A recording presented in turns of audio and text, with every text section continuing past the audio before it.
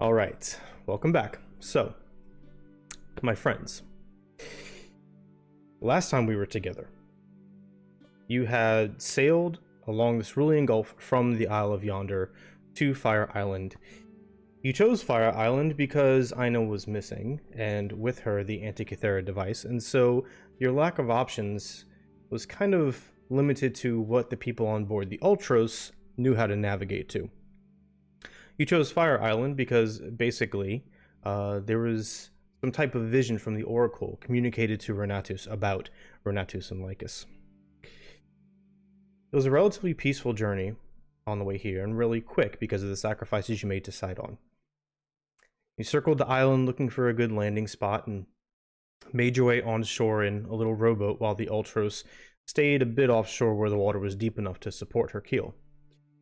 Once stepping foot on land, you noticed that the island was almost unnaturally warm, and it was surrounded by thick vegetation jungle, beautiful, glorious plants, and a cacophony of wildlife with every step and every turn. Climbing off the beach, you got into the jungle where Euron decided to hack and slash her way through the vegetation in an attempt to make your way towards the central volcano, this massive smoking caldera, smelling of sulfur and ash, permeating throughout the air around you. A couple of unfortunate survival checks saw you get turned around for an hour or two, until someone heard a peculiar noise as though a soft footfall behind you. Renatus, thinking quickly, cast See Invisibility and saw several thick, scaly-skinned, humanoid-like creatures stalking a path behind you, apparently invisible to normal vision. Lycus called out in Draconic, attempting to elicit a response, and to his surprise, they responded in kind, asking how you speak the tongue of the Ancient Ones. That is where we left off, and so that is where we shall begin. Lycus, are you good? Okay. So, let me double check the audio here real quick as we change systems. I should make sure we don't get an echo. Okay.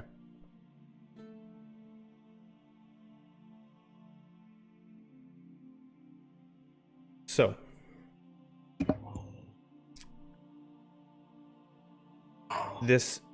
you don't see this creature, this individual, Lycus, but you hear the voice. Renatus, you see them, and you alone see them. In Draconic, this kind of low, slightly feminine voice responds with, "Who are you to speak the tongue of the Ancient Ones? What brings you here?" They're lizard men. They're lizard men.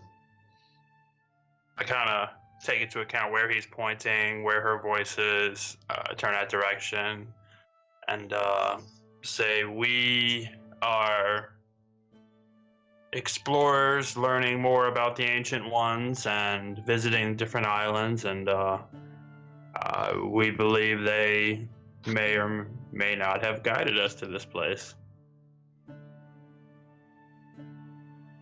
Try to stay as neutral as possible with it, because I don't know if they're like, yay, dragons, or no, dragons. Someone guided you to our island. Do you worship the ancient dragons? Dragons? You worship dragons, or you friends with dragons? Ask them if they can drop the visibility. I'm sorry. Yeah. Would you mind? We are guests on your island, and we mean you no harm. Would you mind being able to be visible so the rest of my companions could follow along with the conversation and smile, and Make a persuasion check. Oh man, that's shit. I got you on that one. Because every time you tell me to make a persuasion check and it actually matters, I get like a 4. Alright, 21. Let me roll.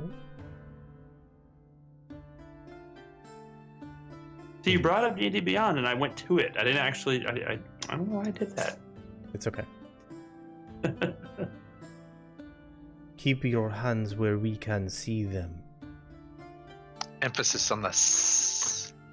No problem. I'm an artist. I sing. I dance. I will for this. I will sheathe my sword if it has not already been sheathed. Put my hands at my side. Okay. One by one, the first one standing in front of you drops the invisibility. And I described this a little bit to you last time, Renatus, but then the others on either side follow. The one in the front center is wearing largely natural type clothing. He has these long, beautiful feathers attached to the top of her head, and various bones and things in necklace and for jewelry. The scales are not as much like a lizard as most D&D players would believe. They're actually more overlapping and kind of hardened. And their snouts, though long with sharp teeth, they don't have like the long hissing lizard folk tongue. It's a very like kind of fat normal tongue. She looks to her companions and then looks back towards you. We do not worship dragons. We come from the Ancient One, that which the tongue of you speak. How do you know this tongue?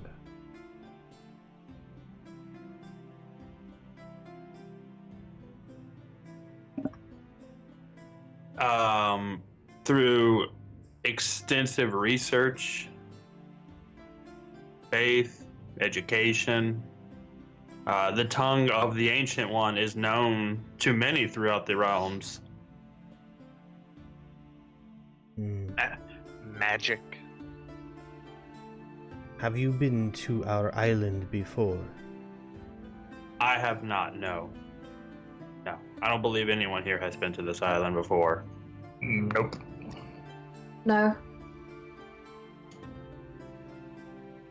I want you, all of you, since you all have the coins, you can all understand Draconic, but just so you know, this individual is not speaking in common. So if you're responding, you can try responding in common, but otherwise I'm assuming you're responding in Draconic.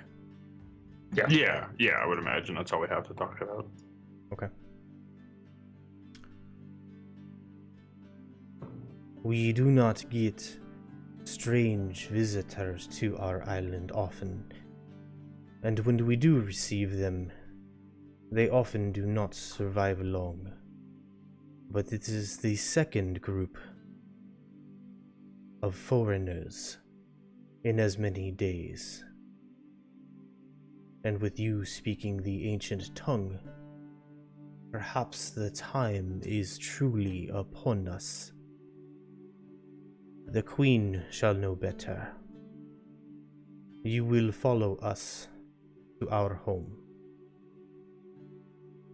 Yeah, hell yeah. Yeah, that sounds great. I love queens. Queens love me. I'm part royalty myself. I even have a crown.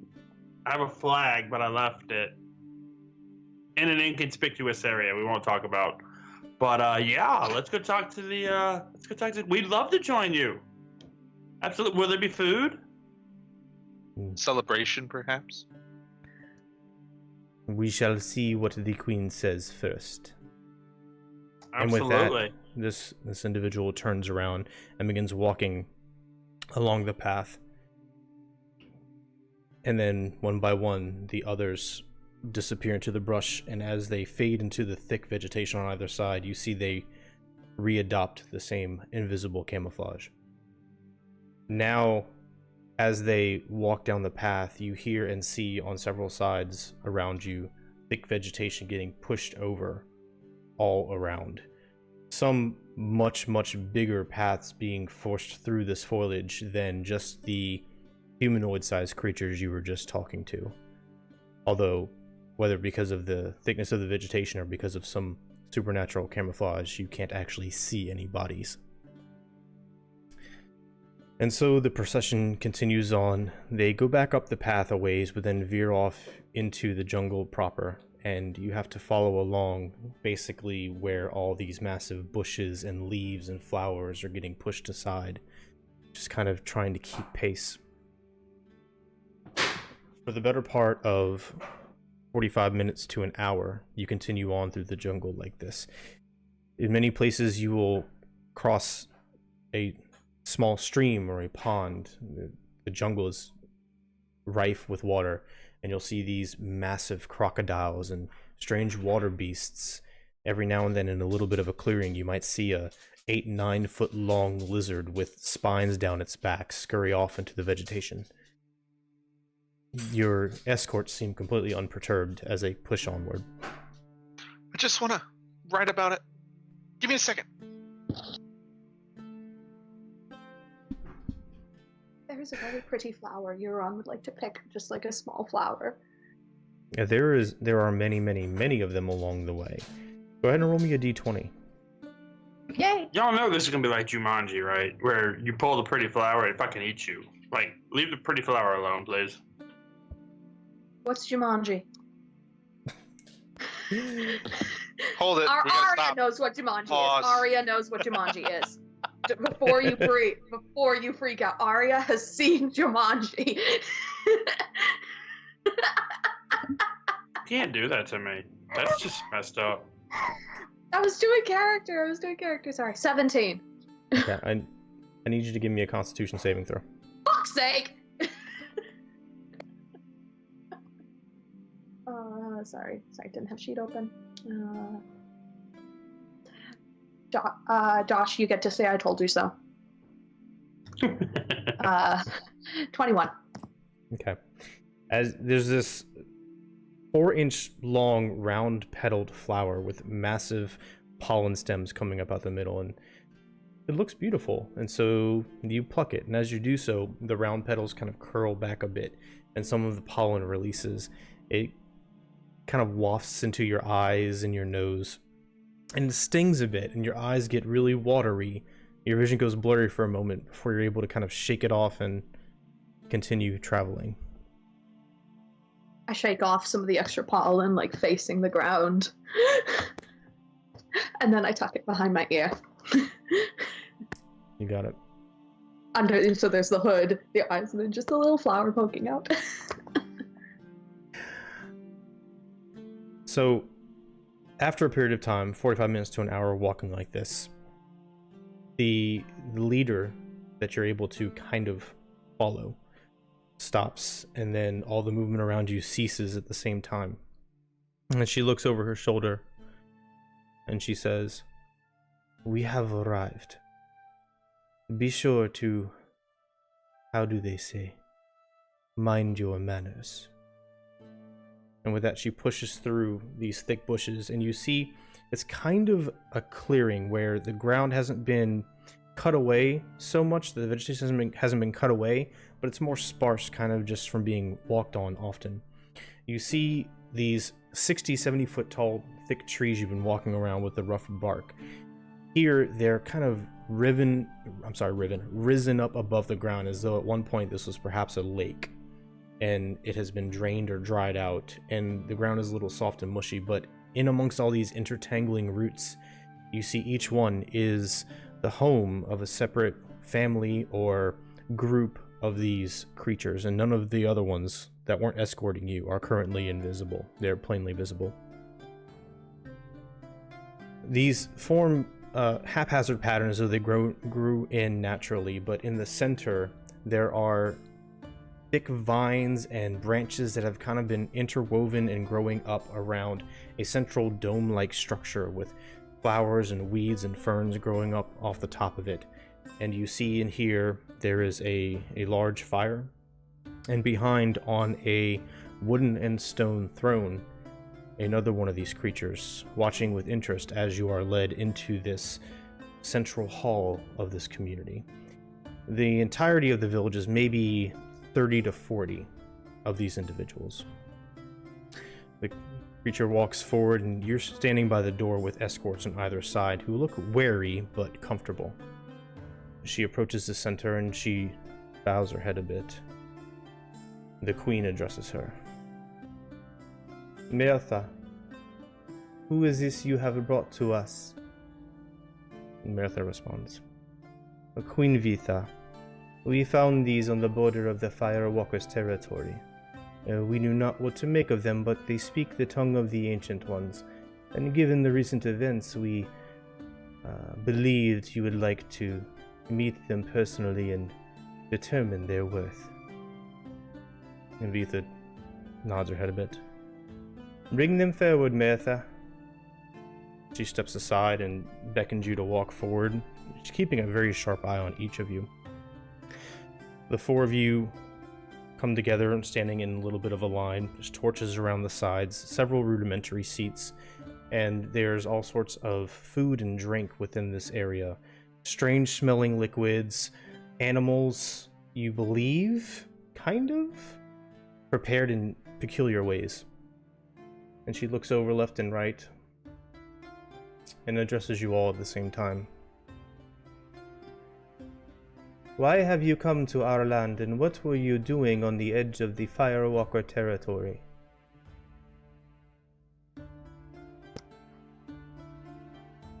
I'll bow first. Try and be before, not speak, just bow first for respect. Okay.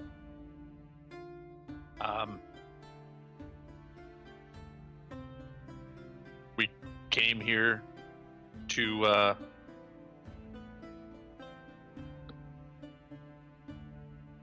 we came We're on to a quest. search and explore and see where the gods may take us, or Titans. We have been hopping around different islands. We have never been here.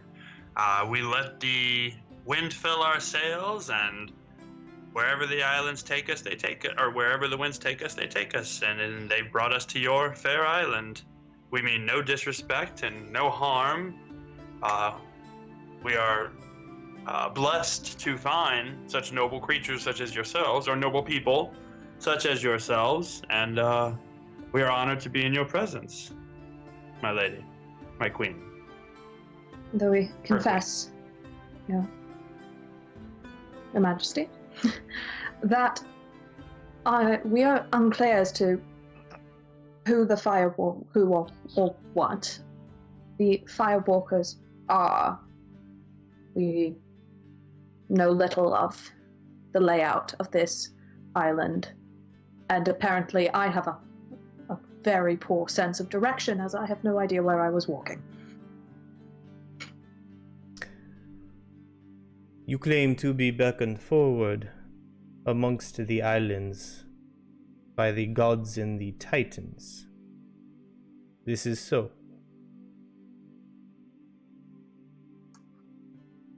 Well, we do not deny their powers, so we make sacrifices to all those who are who can influence the voyages. So yes, the gods and the Titans.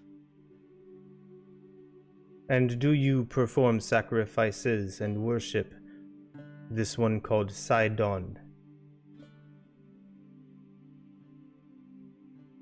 When one sails the seas and does not wish to be shipwrecked, No. So one tries not to anger him at the very least. We'll cut side on his due, but personally, there are no worshippers of Sidon, but we do make sacrifices as necessary, so we are not destroyed in his fury. And you speak the tongue of the Ancient Ones, the ones that outsiders call dragons. We do. I would even go so far as to say I almost worship dragons. And who are you to speak this tongue so freely and carelessly? You are the only ones I have ever spoken it to so freely. I am honored that you are a people of the dragon, of the ancient ones, to speak it so freely as well. I am Lycus, Explorer Magnificent.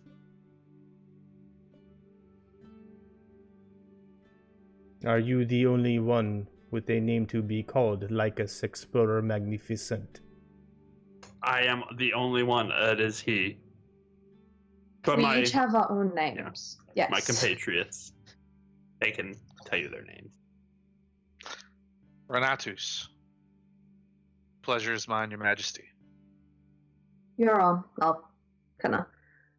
Actually, I'll leave the hood on. Hood on for now. Hood on for now. I don't know what the effect would be. So, bow.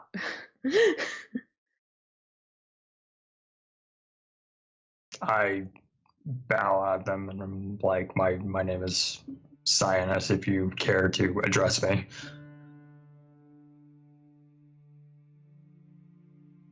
I am known as Queen Vitha of the Tree Spirits, first tribe among the offspring. Mertho.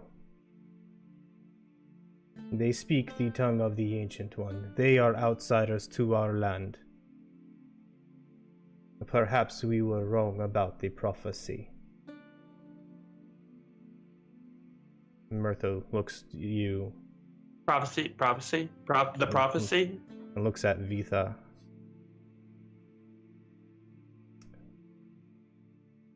Mother, we cannot be sure. There is only one way to find out, and that is to test them.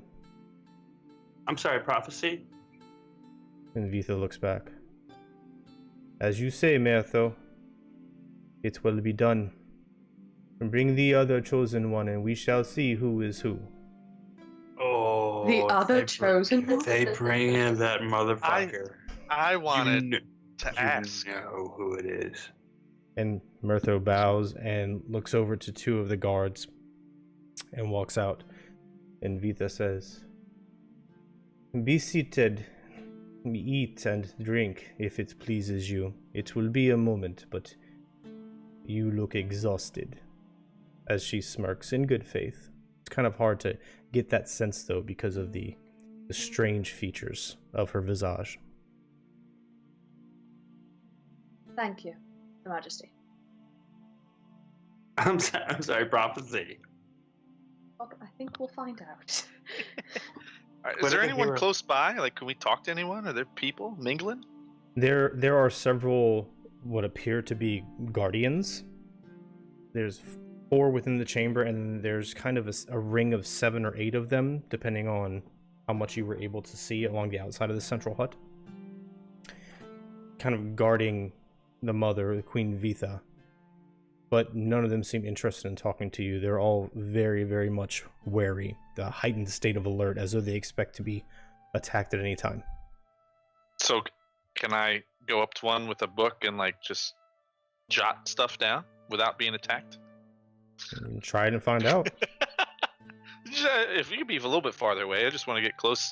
You know, treat it like the what is it in England? Those soldiers, you know, they just stand there and just Oh God, the palace guards. yeah, just the palace guards, just like it's a great day, isn't it? Yes. Oh, I've never seen anyone like you. And then just like chit chat as I take notes.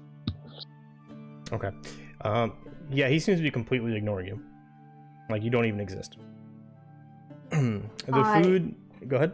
I have one question for one of them. I will kind of look at one guard and I'll kind of go. I will hold up my hood and kind of and say very carefully, just, I'm unsure if my kind are welcome here. Is it all right if I take this off? And I'll leave my hood back so they can see the edge of the snakes. You're speaking to a guard? Yeah. Okay. So you pull an edge back and reveal your snake hair? Yeah. And just go, I can cover if necessary. If you wish me extra guarded, I'm okay. But it is so hot. He glances at you, glances at Queen Vitha and looks around. There is no trouble with your kind, although you may attract undue attention. Good attention or bad attention? It depends on your tolerance for pain. Again, the good pain or the bad pain? He smiles and resumes his guard. Oh, So are y'all friendly with the gods, or are y'all friendly with the well, Titans? and then that means I'm keeping my bloody hood on. That's what I got from that. Hood on, and just we find out if the scales can generate sweat. The guard that you speak to, Lycus, glances over to the side, now the corner of his mouth, and kind of murmurs over to you. You should watch your tongue. There is only one God, the Nameless One, and anything else is blasphemy and will get you killed. I rack my brain for the Nameless One, because I'm assuming that might be Birdman's, or the bird, other Titan's son, but I'm gonna rack my brain for anything historical Nameless One. Okay, give me a history check.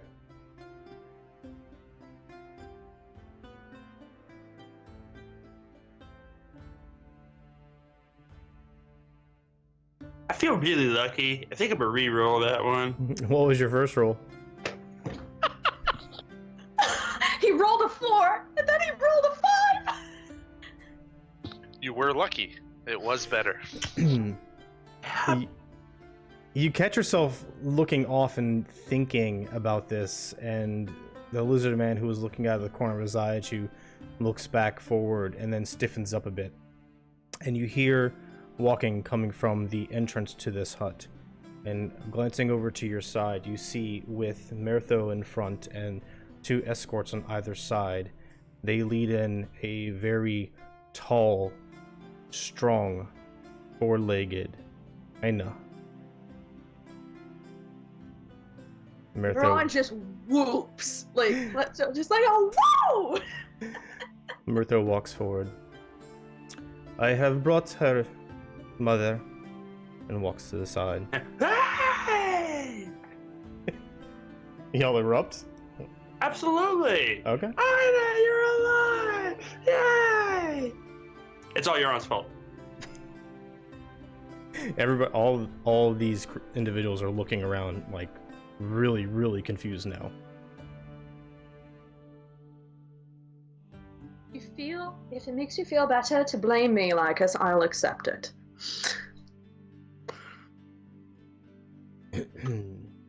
after the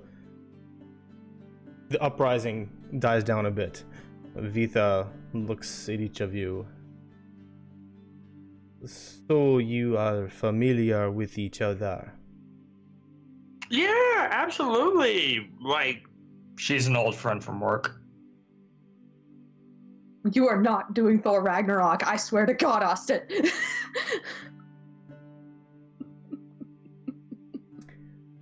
Mertho, what does this mean?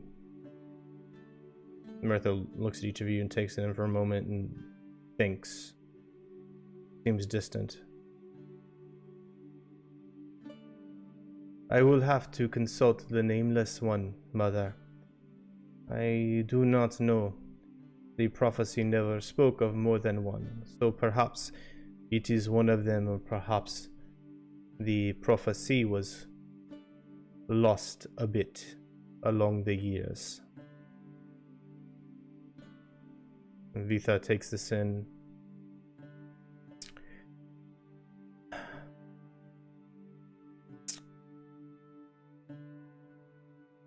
All right. You all, since you know each other, I believe it is acceptable for you to stay together while we determine our next move. You will be cared for and protected. You are welcome for now. We will see to it that you are put in one of our dwellings, as they are called on the outside. And we will summon you when we are ready to proceed.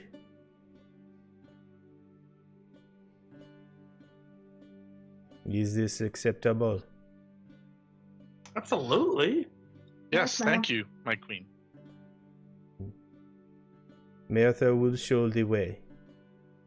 And with this, she sits back down, and one of the advisors, more of a shamanistic type, goes to walk over.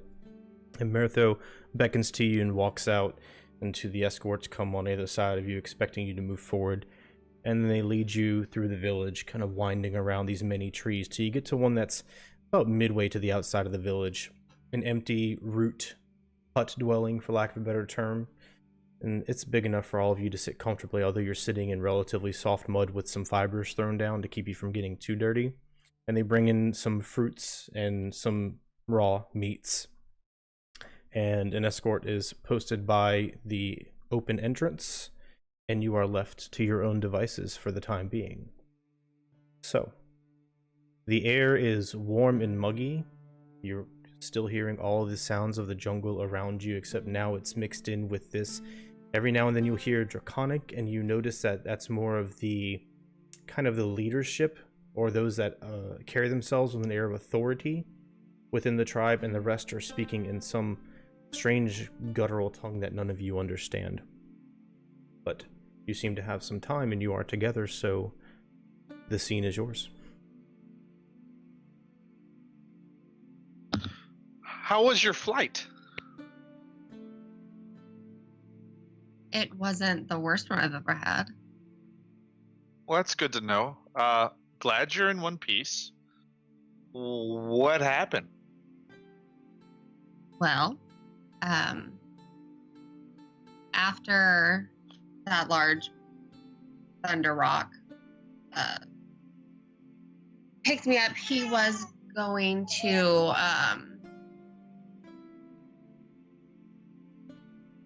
sorry, I'm getting distracted by my baby. It's okay.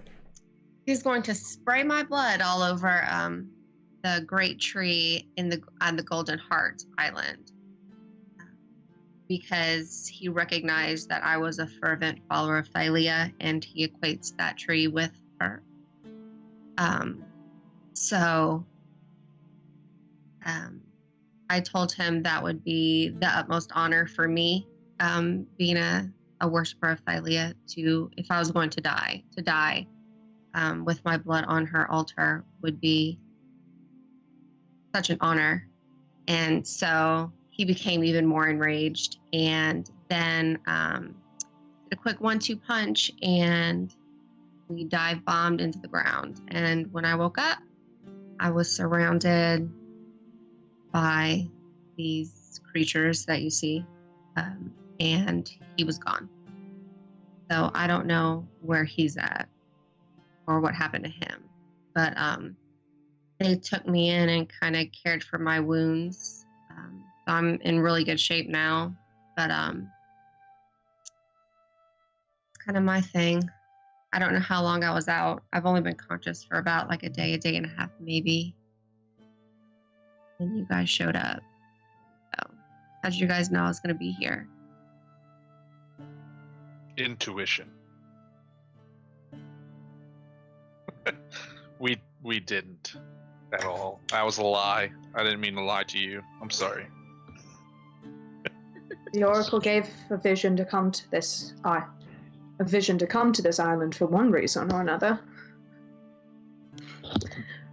This was the island that I found a dragon egg with Lycus. That was my vision.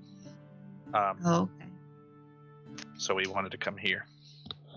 To find a dragon so you guys could like search for me even faster. Yes. Well, we didn't have. You have the Antikythera. We could only go to like 2 islands. So. And I'll pull the Antikythera out of my bag. Yeah, but without the gear, it's useless. You're all just who has the gear? Who has the gear? I don't remember. I think it's still back out the boat. Yeah. Oh, God. Yeah, we wouldn't have brought it in. Yeah, well, We have the other one. funny you mentioned that. We did find it. And it's in your possession now? It's on well, board the it's old back at house. the boat, but Oh, okay. it's in good hands. Really good hands. Whose hands? I think we gave it to Pythor. Oh, okay. Those are good. But Sure.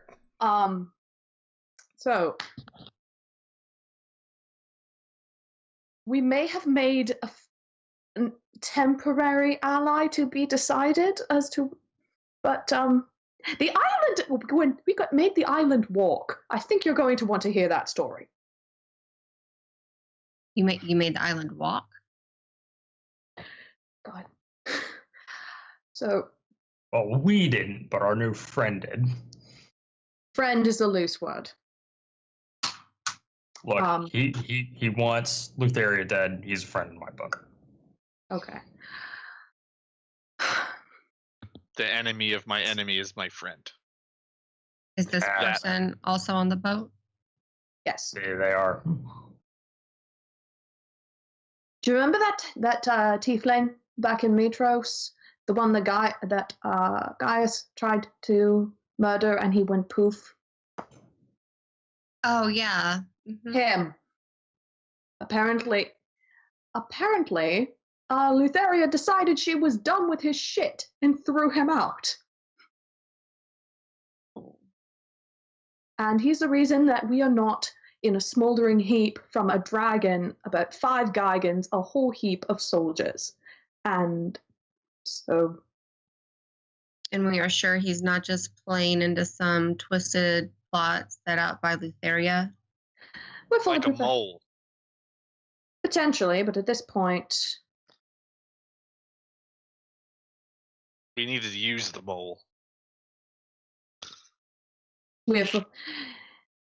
so his condition to help us was that he gets the final blow to kill Lutheria. Currently, Cyanus and I are debating with. Well, Cyanus wants the final blow, so that's already going to be a topic for negotiation. I'm sure I have some way of And figuring maybe that he one out. won't be alive by the end. You know? Maybe. At this, I'm kind of just like rubbing my shoulders, like, man, I want those back. Oh, sorry. We all had this weird dream the other night again. I'm actually almost glad you weren't there. It was Lutheria sent a dream that was basic, that meant we all tried to kill each other. Oh. And I think in the who won? Actually, I was dead. I killed myself. Who won? It was like I don't think it matters. No, I don't think it It was matters. you, wasn't it? Well, it was me and Lycus last, and then he put me to sleep. Yeah, Go to sleep, go to sleep, go to sleep. this is a dream. You cheated. That's what happened. You can't I cheat don't. at magic. That's not cheating. You cheated. That is a valid I mean, tactic. it's not like I smashed your face into the actual planks of the boat, but it was a dream. It was a dream. And it wasn't just like a repeat of when we were all on the boat and Lycus became captain. No, it was just us. I'm not quite sure what happened. I was lucid, but everyone would murder rampage, and it was just us. Just kind of, securing the captainship. That's all. Just doing what we do. And Yeah, but whatever you each say, time, Funky boy. yeah, he went ape again. But each time we died, first time some effect happened. So all I know is Cyanus got bone wings. That was the scariest thing I've seen in a while. It was really cool. I I really want those. And then I grew about 20 feet and suddenly just started glowing. Did anything happen to... Oh, and Lycus became a dragon. And I did not see if anything happened to you, Renatus. Oh, they all just died. Everyone just died. It's okay. Also, I know, we know who he is now. We know who he is now. Who was Sort he? Damon. Well, I was going to say, would he like to say? Renatus, would you like to give the proper description? Yeah, I'm Damon at your service. I'm not really Damon, but I have his memories. You're Damon Light. I'm Damon-like. Light. Damon Version esque. 2.0. So you're not him, but you have his memories? Yes. And Is he the only I still person have the you've had thing memories? rotating around my head. Is that still going on? The gem? I still have the... As long as you are attuned to it, yes. Yeah. So I just have a... Like, if you haven't noticed, I have this... The eye just rotating around my head. Yeah. So... I still... I don't know how, but yes. I have his memories, and they're... I know where where it came from now. I know whose memories they are. Hmm.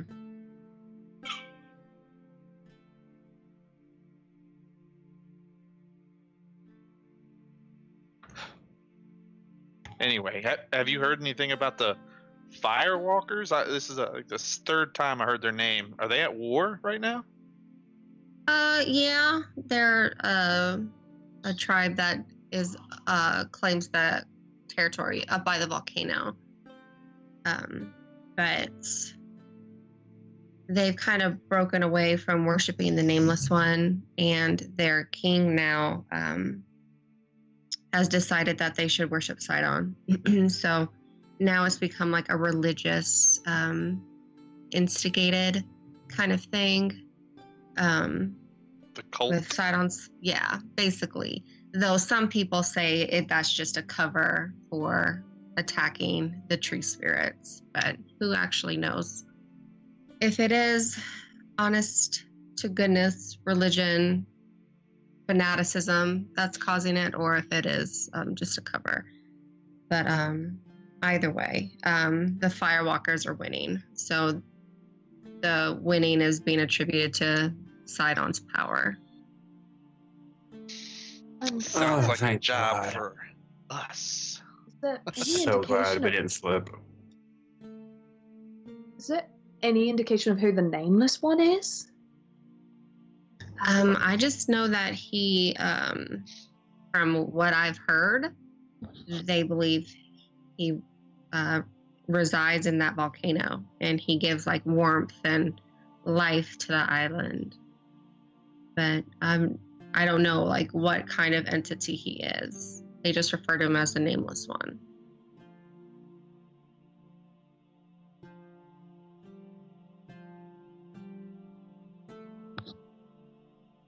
Does anyone remember anything about the Nameless One?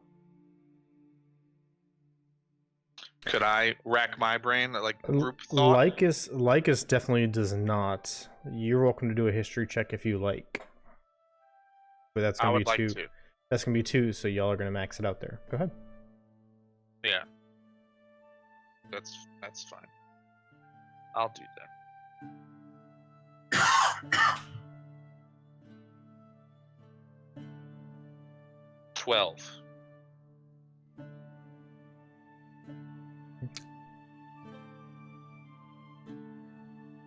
You know that many of these islands are kind of like microcosms, worlds in and of themselves. And as with most cultures, they have formed some type of religion. As far as this particular culture or this particular god, nothing is really ringing a bell.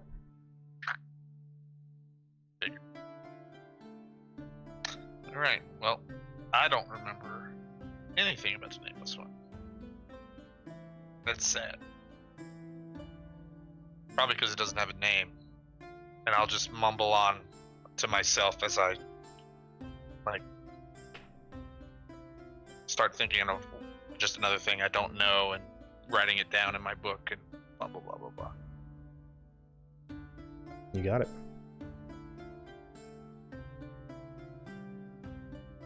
So, after a bit of time catching up,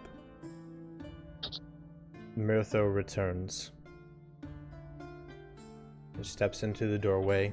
The bright light casting shadows upon the front of her body as she looks in and says, "We have decided how to proceed. You will come with me and answer to what we like." With that, turns and walks off. Once again, several guards ready to escort you back to Queen Vitha's chamber. You follow, I'm assuming? Yes. Okay. Yeah. Okay. So, follow along, make your way back in, and kind of the same scenario as before, standing in the center in a line. Queen Vitha addresses you. "Mirtho and I have discussed things. It is said that at our greatest hour, one will be delivered to us, one that will restore our god, one that will be of the Ancient Ones. And so we believe it to be one or all of you. We do not know for certain. However, this is our hour of need. You do speak the tongue of the Ancient Ones, and you have been delivered to us, either through the sky or on the water. And so, we must test you. We have a request. The Firewalkers are destroying our people, ending the offspring. They seek to placate this Titan of Storms instead of worship and sacrifice to the Nameless One as we have done for generations. They destroy our villages, they capture our people, and they sacrifice them to Sidon, instead of committing them to the heat of the volcano as they should. We have but a few left, and the Cloud Chasers fare no better on the other side of the island. If you seek to traverse this island and be welcome here, we require that you end this war by killing Jenkor. Nothing less will make it safe, and you will not be welcomed by any of us until this is done. And he's the king, right? Jenkor. Jenkor is the king of the Firewalkers, yes. Right. So he's like the head Sidon worshiper guy and rules over everybody. How many different tribes are there on this island? There are families that claim no allegiance, but there are three main families. The Firewalkers, who reside in the volcano, our ancestral home. The tree spirits, of which you are in the home now, and the Cloud Chasers on the other side of the island. We have all fought for many years for many reasons, but this is the first war that threatens to destroy us all. How long has this new conflict begun with Sidon worship? We have spent 6 winters like this, each year worse than the last. Are you allies with the Cloud Chasers? We are allies with our own. If they see weakness, they must take it from us, as we do them. Survival demands it.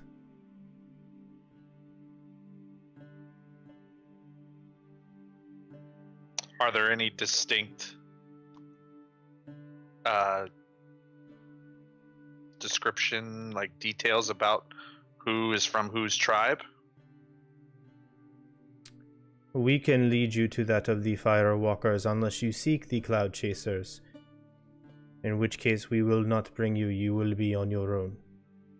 I just want to know if I Like- see a Cloud Chaser or a Firewalker, I can distinguish from them, both of them. The Firewalkers do not leave the caldera unless they are on a warpath, and they last came through about 1 week ago. They rely on their flying birds to scout for them.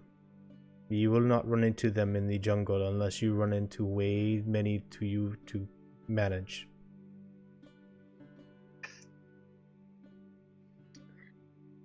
Forgive me if this is foolish to ask, but you called them the Firewalkers.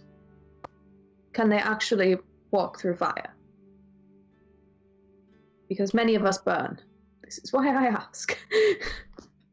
No, they cannot walk in fire. Okay. Just as we are not actual spirits of trees. I do not presume to assume. You should know. He has a handful of powerful shamans with him, and great, tall, single-eyed behemoths that serve as well. Yeah, we've dealt with beings like that before, so I'm sure we can handle it.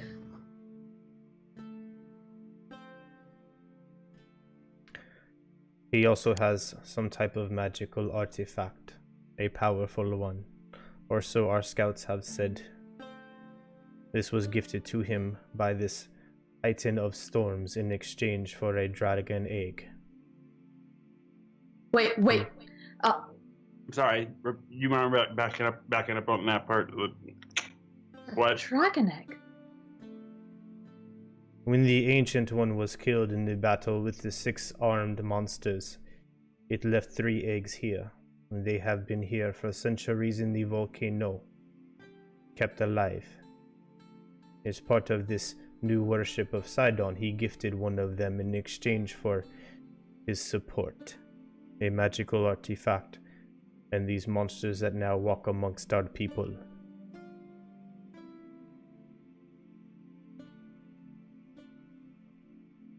So there's still 2 in that volcano. As long as his corruption has not run too deep, I assume that is true.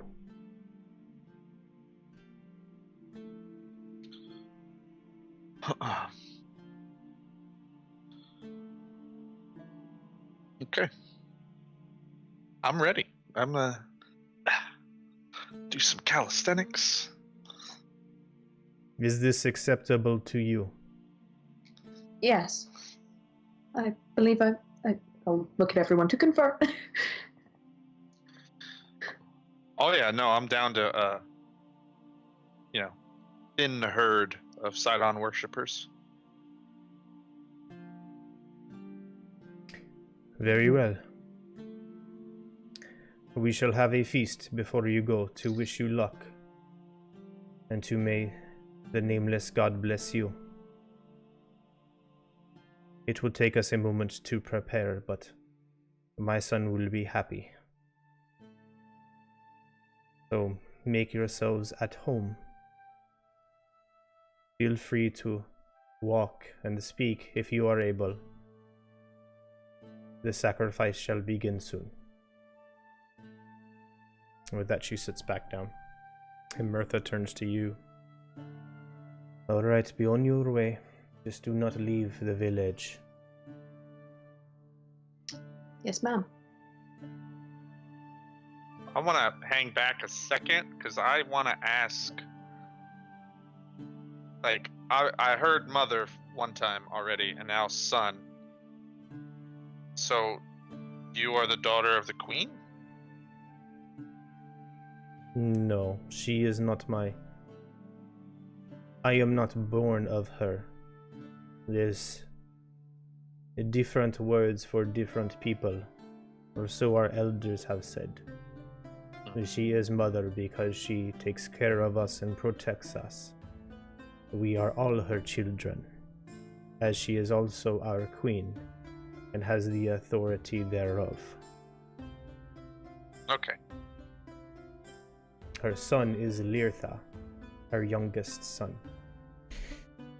He has been chosen as a celebratory sacrifice, and so we may consume him and gain his strength, so you can succeed in this endeavor.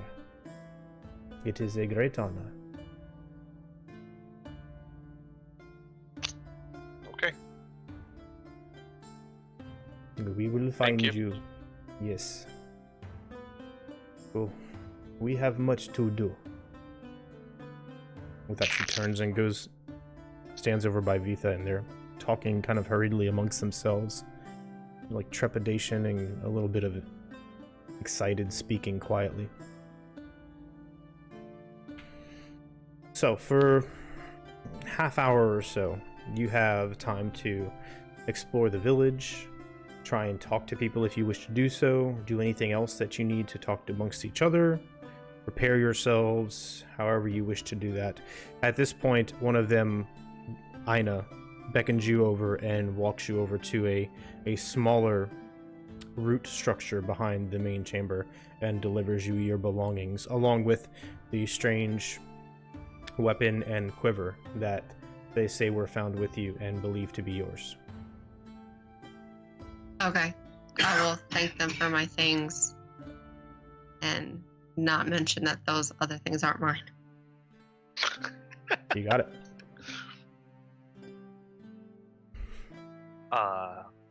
I would like to talk to the nearest person, if they would like talk to me, and then if they have a like a shop, a market, something like that, where they have either nice artifacts or anything like that. Try to find if they have anything that to trade for or anything like that.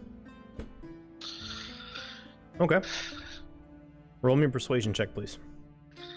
Will do. And is there I'm not- anything in particular you're looking for, or just oddities? Peculiar oddities or I'm gonna check to see if they're magical or not, but yeah. Or potions of healing or something. Okay. You got it. What'd you roll? 13.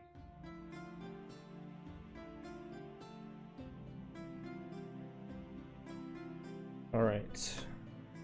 So, by and large, you realize that the majority of these individuals do not speak Common, and the majority of them also do not speak Draconic. The ones that you can communicate with in Draconic largely don't really have the time of day for you. Everything is a flurry, especially as you watch one of these.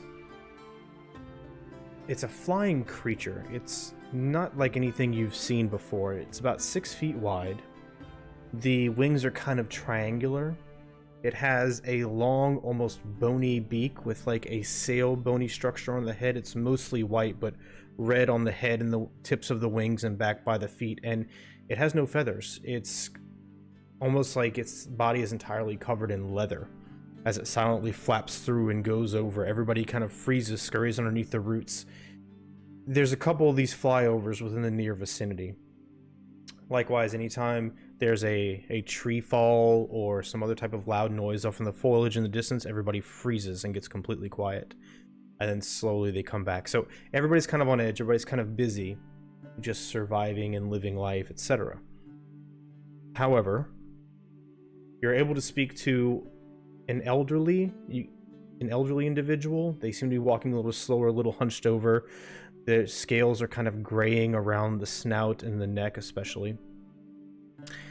And he doesn't have anything worth trading. However, it is very much a barter system, and Mertho, if anybody, will have extra supplies, although he warns you that they are really tapped with the incessant assaults they've been under for years now. So you can try and talk to Mertho about that probably closer to the time you leave, because her and Vitha have kind of disappeared. Okay. Got it? Works for me, and I'm gonna, and I'll spend all my time just taking in everything that I can. Cool. You got it. Anybody else doing anything?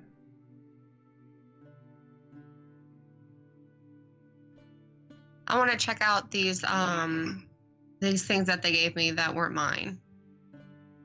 Is there anything I can tell about them without having to ask anybody about them?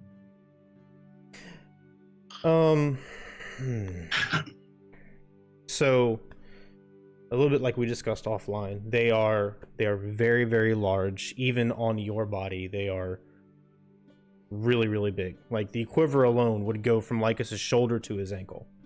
Okay, the bow is a good 1.5 Lycuses tall.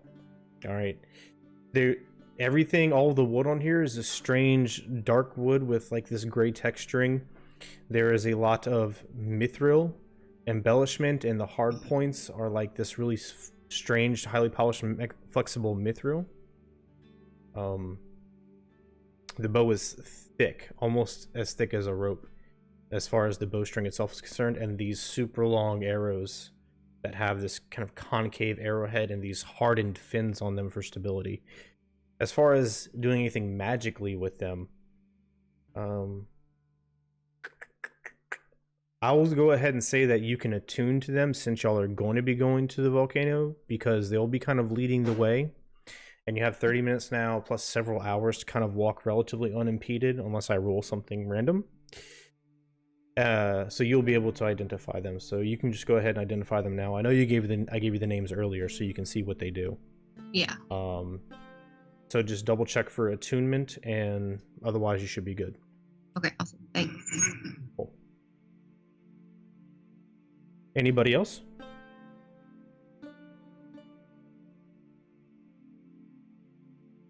I'm just going to find a nice spot to sit off to the side, so I don't want to try and freak people out, and I'm gonna sharpen my sword.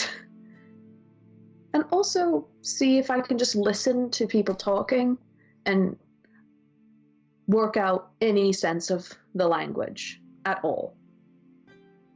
Okay, this will be a generic, probably just a generic intelligence check.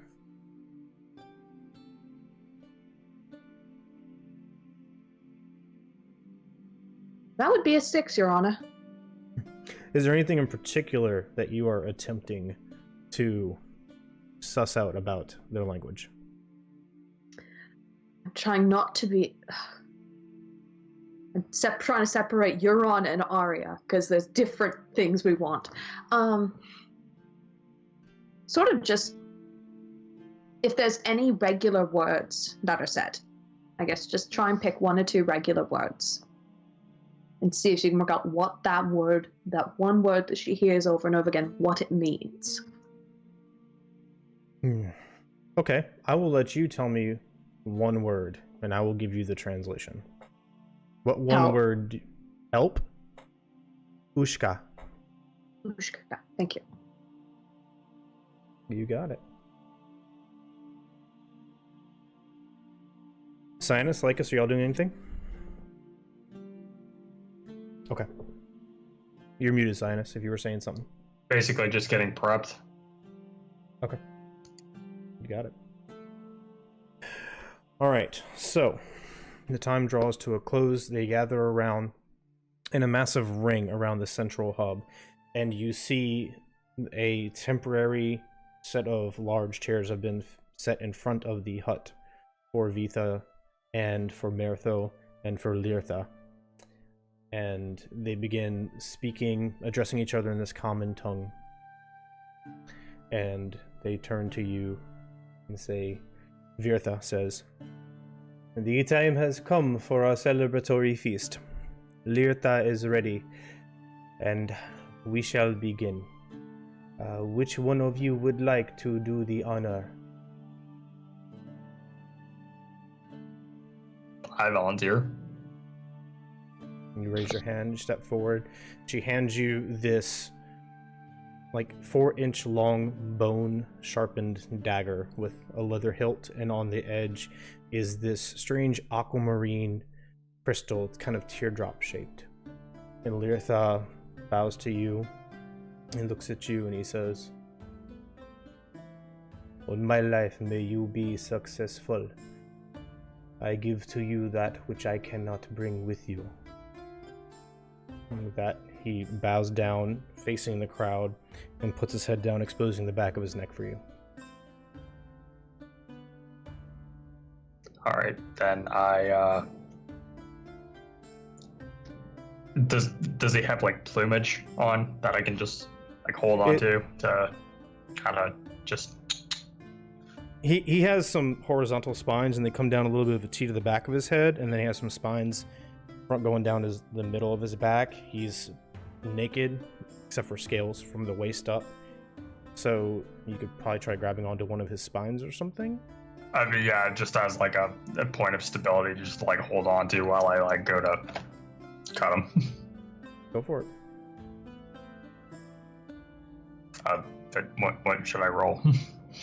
You don't have to roll anything. Okay. He is giving himself up for you. I'm just seeing what you do. That's all.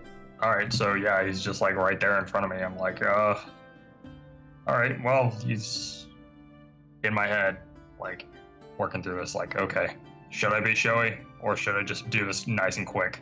All right. Grab him by the top of his head, take the dagger, and just. Okay. You feel the bone sever his spinal cord, and instantly he falls limp and kind of plops back in a kneeling position. And with that, several of the guards come over. Mirtha reaches out to take the bone dagger from you, and she places it on the armrest next to Vitha. And Vitha is... she's kind of looking off a bit. Looking amongst the crowd. She seems to be intentionally averting her eyes from that which sits before her.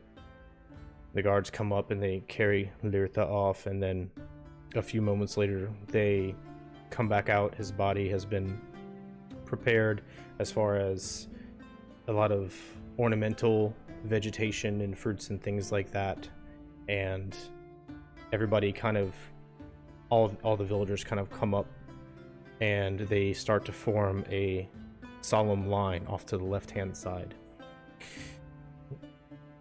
Mirtha gestures you all to come forward, and as the guests of honor, to consume of Lirtha first.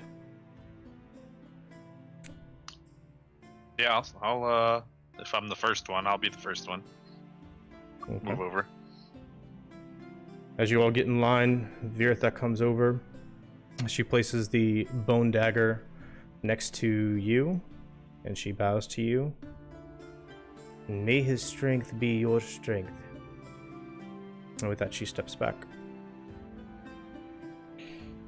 So this is up to you to do what you're gonna do. What are you gonna eat? What you going for, ready?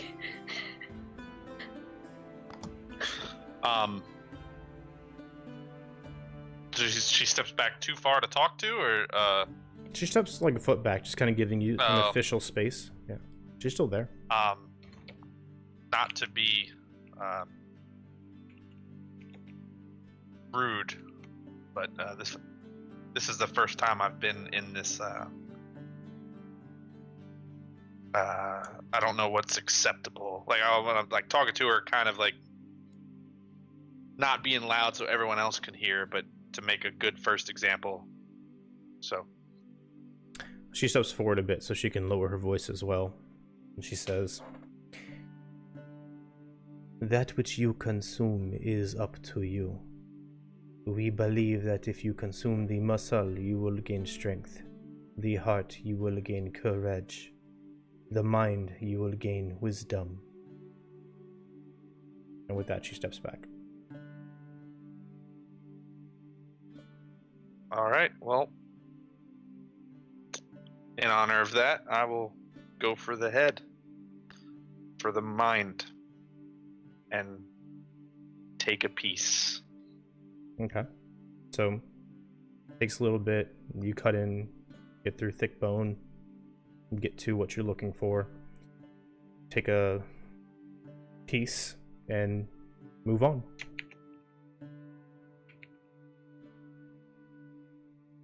And The rest of knife you, off. yep. Who are you handing it to? I hand it to Cyanus. Okay. All right. Well, I overheard her, so I'm not exactly the strongest. I'm gonna go for his muscles. I grab him by the right hand, and I'm just like, all right, let's go for here. And then I take the dagger to like his like bicep, and I just like try carving it out. Okay. Yeah. Tough skin, but you get through. You're able to get what you're looking for. Who do you hand the knife to? You're on. You seem uncomfortable. How's about you? Euron just dead ass just stares at Cyanus and just holds out her hand for the dagger. And just unclear because I already forgot. So, brain for wisdom, muscles for strength, heart for courage. Was there something else? Did I miss it? That's all she said. That's all she said.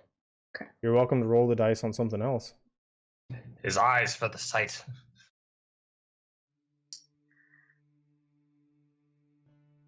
I will look at Aina and go,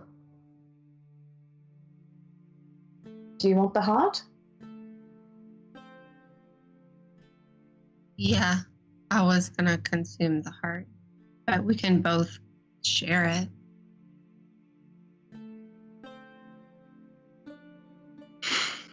Sorry. All right. I cannot believe I'm doing this. We'll cut into his chest and draw the heart. I'm gonna briefly kind of put it on the table and chop it in half. Okay. And take one, and I'll offer the other half to Ina. Okay. I'll take it and just be like, cheers. Or, well, not cheers. I'm not going to say cheers. Oh, God. But, it's like an acknowledgement. We broke a chord! Oh my God! Like, we'll take it together. I can just picture like you pushing the heart together that's still fresh and just blood coming out of it like a tankard of ale. Just yes, and then making that like cross their arms and like one gives the other person the shot. Like I just had that. Yes, and forever. Ventricle, artery. What you looking for? Oh man. Okay. So, go ahead. Hand it to her, and then as we don't have a Lycus at the moment, I'll just presumably hand him the dagger next, and go off with my piece, and just trying to go. Yes, it was just a person. It's okay. It's okay. It's okay. This is ceremonial. This is ceremonial. You got it. You get to decide what you want. As he Brain feeds for a Do I baby. have options, or Brain is it for I wisdom, just? muscles for strength, heart for courage. So That's far, Rennie's that's- taken some brain. Cyanus has taken a bicep. And Ina, you're on or splitting a heart? yeah, they cheersed it. Yeah. So is the heart eaten, or is that what's left? Just the brains and? They can share it with you if they want. They You said wanna they see cut these it in half. parts? Or do I have to pick a whole new body part? No, I guess? it's just the ceremony is just consuming a small piece. It's for a village, so Oh, okay. a bite is enough to complete the ceremony. I eat some brains, bro. You take a brain, okay? Yeah. All right. Try the gray stuff. It's delicious. I try the gray stuff too. All right. So, Lycus and Renatus, for the next 24 hours, you can roll an additional 1d4 on intelligence and wisdom saving throws. Cyanus, you can roll an additional 1d4 on strength checks, all the strength checks. I would say strength saving throw, well, and strength saving throws. I was gonna say they don't come up that often, but yeah, they kind of do. And then you two, Ina and Euron, you get it for wisdom saves and charisma saves.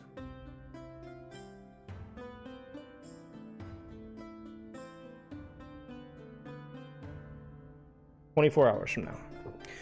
So, as you complete this ceremony, the rest of the village comes by one by one, completes their version, and then sit down to a massive feast. Most of the meat, compared to other places you've eaten, A, is unrecognizable, largely. B, visually and flavor-wise. B, it's largely uncooked or, like, warmed up. It has very, very strong spices and flavors and scents, almost overpowering. And the vegetables are all served raw, but that's because they're kind of built in with that same pungent, overly powerful aroma and flavor. It is an assault on your senses, but you get very, very full, and it reinvigorates you. It gives you a lot of strength, and you are ready to proceed. So, after the ceremonial banquet, some music is played on some very natural instruments, reed pipes, things like that. They dance in these peculiar ways, more kind of like a haka than like a traditional ball dance. And then they I'm moving my desk, I'm sorry. And then everybody starts to disperse and go back to their daily lives. Around this time, Murtho comes up to your seat at this massive circular table that goes around the hut with a couple of other lizard folk, I'll call them, for lack of a better term, because they're kind of like lizard folk. And she says, well, if you are ready, we can lead you away to the caldera. It is up to you if you wish to go into the open path in the front, or take the hidden path to the north.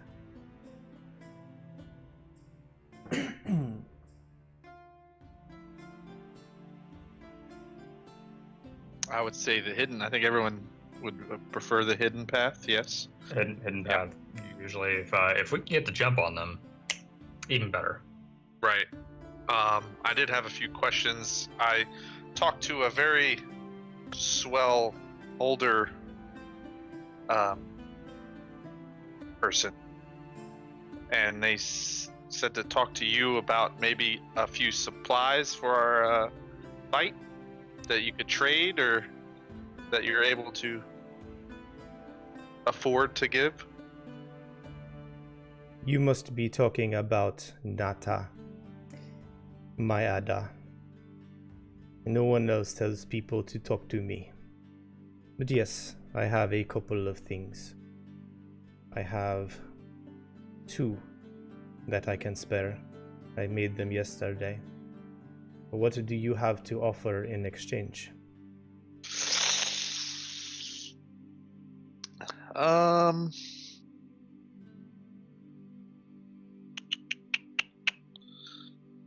I have not a lot, really. I don't really have a lot in my inventory, at least not in D&D Beyond. A quarterstaff. What do you want? See. What are they worth, I guess?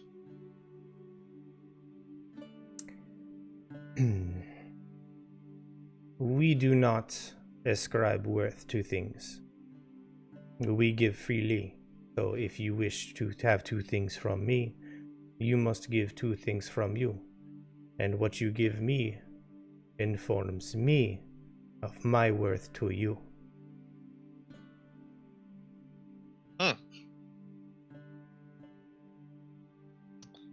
Gotcha.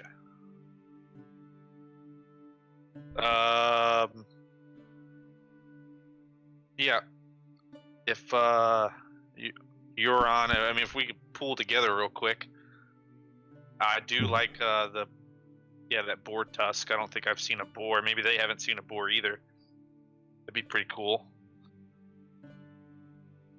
I will go into my bag. This mystical beast.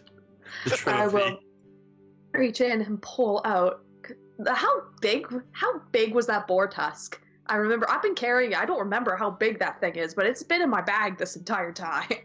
From the very beginning? From the boar. The boar's shoulders were about 7 feet tall. The tusks were, I want to say, about 2 feet long. I just reach into my bag and pull out this 2 foot long hunk of bone. And I'm just like, how's this? Yeah, that'll work. Does anyone else have anything peculiar?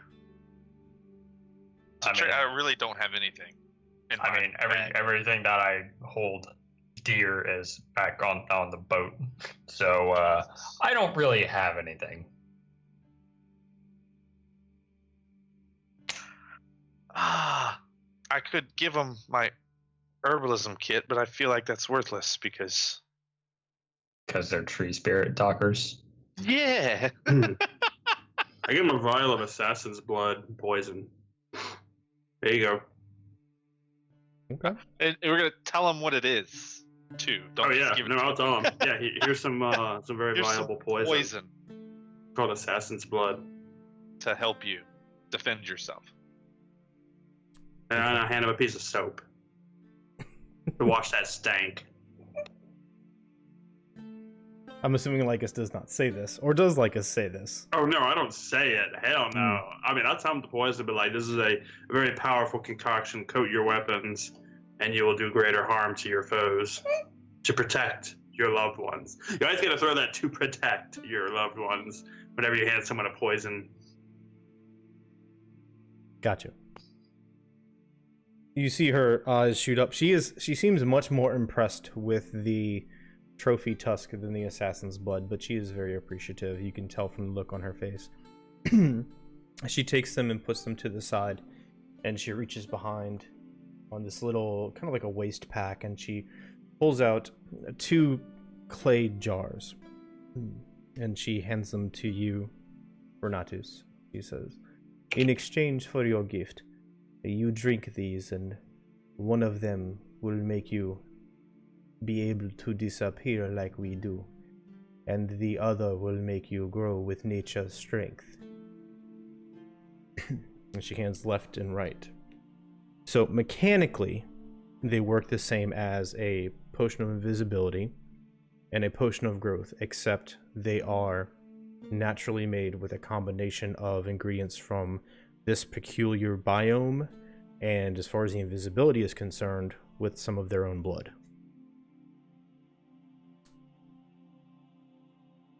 All right. And then growth, you said? Yes, potion of growth and a potion of invisibility. Got it. Now, remember those 2 things in particular, they are not magical for all intents and purposes mechanically. They are natural. They just have the same effect. Make sense? Right. But Okay. yeah, just so I know, but to put in my inventory, those are the 2 things I'm putting in inventory. Exactly. Okay. Exactly. I also had another question. I wanted to ask about that bird thing that we saw. Are they from the Firewalkers, or is that a predatory animal?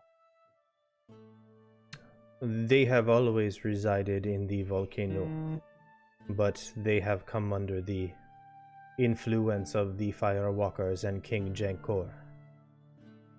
So that's the scouts. Yes, they fly around the island to locate us so that Jankor can plan his next raids. Good to know.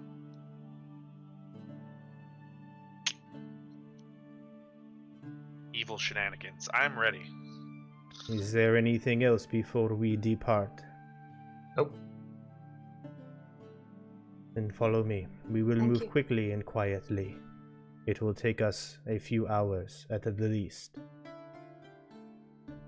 And with that, she turns and walks into the thick brush. The 2 scouts disappearing next to you, and you see they kind of part 3 or 4 feet off and take parallel tracks as you walk into the thick foliage behind them, into a sea of green mass for the next step on your journey. And that's where we're going to take our break. So, everybody, bio break, stretch your legs, all that good stuff. We will be back in 5 to 10 minutes or so. Super happy about a volcano. We'll see y'all in a minute. All right, we are back. So, Mertho and the two scouts are going to secretly lead you up to what is supposed to be a secret entrance in the top of the caldera, so you can confront the Firewalkers and King Jankor. You all seem ready to go, so you proceed through the thick jungle, following their lead, staying as quiet and moving as quickly as possible. It's going to take you a couple of hours to get there, so somebody roll me a d20, please.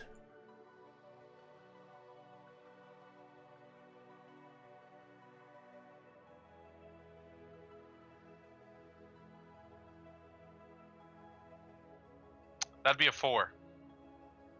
4. Okay.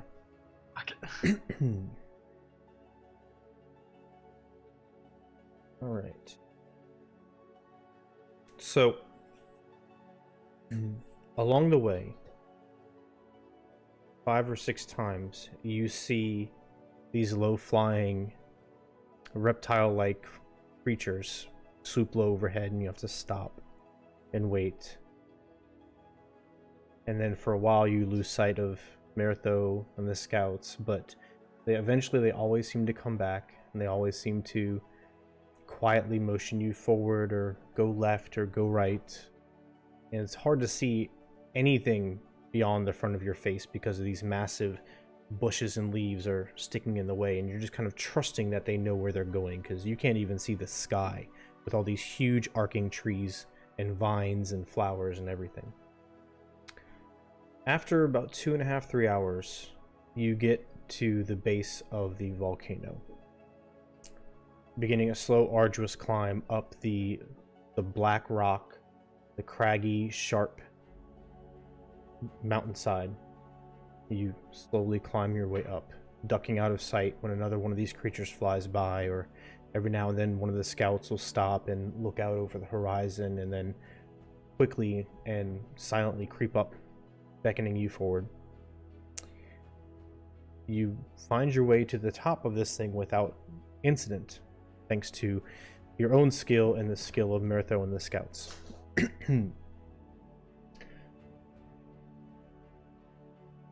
Standing up on top of this caldera, crouching kind of low, actually, you look in and you see there's quite a few platforms. They're kind of raised up on wood and bamboo lashed together. The caldera itself goes down in several layers. And standing on top of these pillars are wooden walkways on thick rope, some wooden buildings, and there are various rudimentary steps carved into the mountainside itself on the interior. Deep below, you see this glowing pit of bubbling magma with wisps of smoke rising, and the smell of sulfur and ash is almost overpowering here. All the way across this pit, you see a single solitary wooden platform stretching out from a crag that extends towards the middle of the pit. And behind it, you see on either side 2 massive, misshapen, ancient, bony tortoise shells. They seem to be, they have the wooden walkways extending to them and from them, and so they appear to be dwellings of some sort that have been co-opted by the Firewalkers. Additionally, there are several caves carved in, some larger, some pretty small, surrounding this caldera in various places. You creep forward, carefully hidden from any prying eyes, and you see a narrow stairway has been carved into the cliffside, descending down towards the heart of the caldera. Beneath, the orange glow is shining, stretching all the shadows around you, and so it's easy to blend in with the tall, craggy rocks on either side. The heat is overpowering, to say the least. You never sweat because it gets burned off instantly. Once you get to the top of this staircase, Mertho and the scouts nod to you. and say, "The Nameless One guide your path, for the fate of us all lie with you now, and Lirtha goes with you as well. We will be at the base of the volcano. We will find you if you are victorious, and we will grieve you if you are not." And with that, she nods, and then they disappear rapidly out of sight, back down the path from whence you came. So,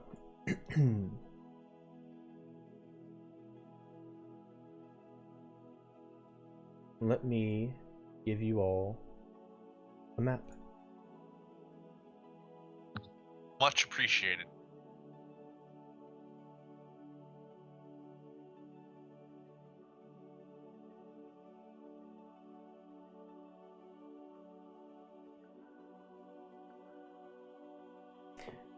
Off in the distance, you see walking along these wooden rope bridges, patrolling guards left to right, here and there, between the buildings.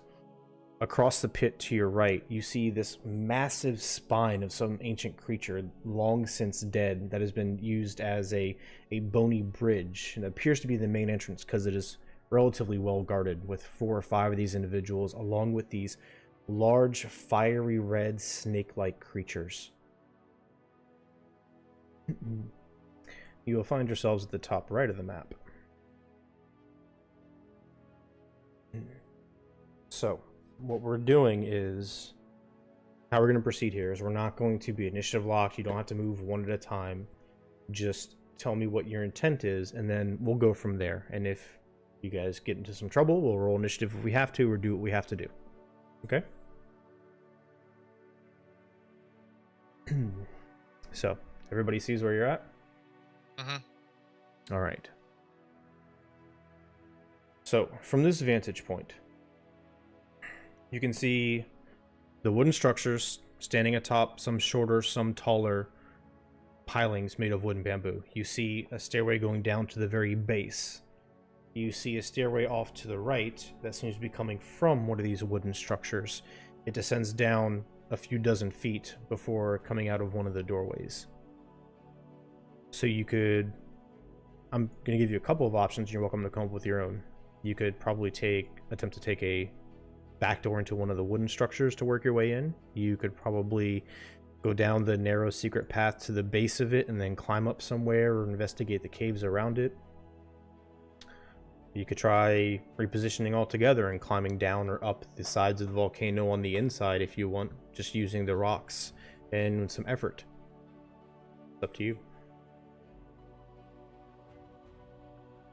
How big does it look across? Can we see across?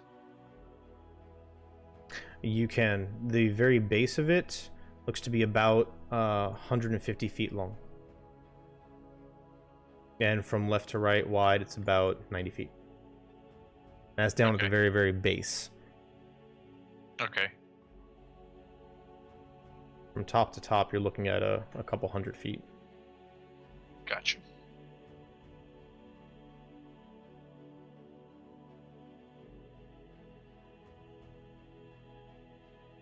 How do we feel about back doors? I don't know, like, how do we feel about backdoors?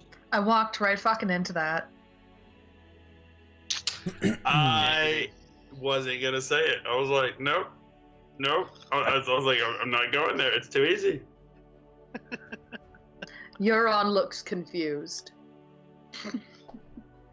That's a pretty normal state of mind for her at this point. All right, gents, and ladies, where to? It's god hot, and I feel like it's only going to get hotter the closer we go down. So I'd prefer to not do that. All right. If we can hold off. Well, how's about this? Rock, paper, scissors. I win, we go left. Someone else wins, we go right. All right, right it is. What are scissors? Cuddies. Boulder parchment shears? Is that what you're referring to? Sure, that one. All right. All right. Cheers. Oh fuck! Are we going So- on one or on nothing? Well, On 3. Rock, paper, hedge trimmers. Got it. boulder, parchment. Cheers. Bold. Cheers. What was papaya or what was Papyrus. Egyptian? Papyrus, Papyrus. Yeah. Okay. Boulder, papyrus, Okay. shears. 1, 2, 3. Cut. All right. Left. To the left. Okay. Wow. So are y'all gonna take the secret path down, or are you circumventing around to the left to see what happens? We like secret paths. Secret path. Okay. I will call forth the energy in my mind's eye and create an Arcane Eye in front of us, and I will continue to have it in front of us, scouting the way. Okay. Describe to me exactly what an Arcane Eye does, please, so I don't screw you up.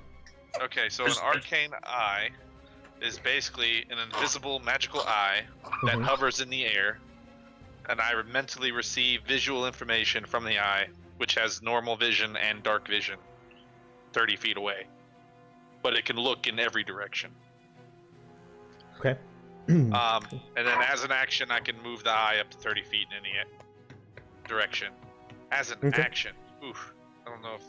I guess it's not a bonus action. I have to use an action to do it. So this is. Ugh. Oof.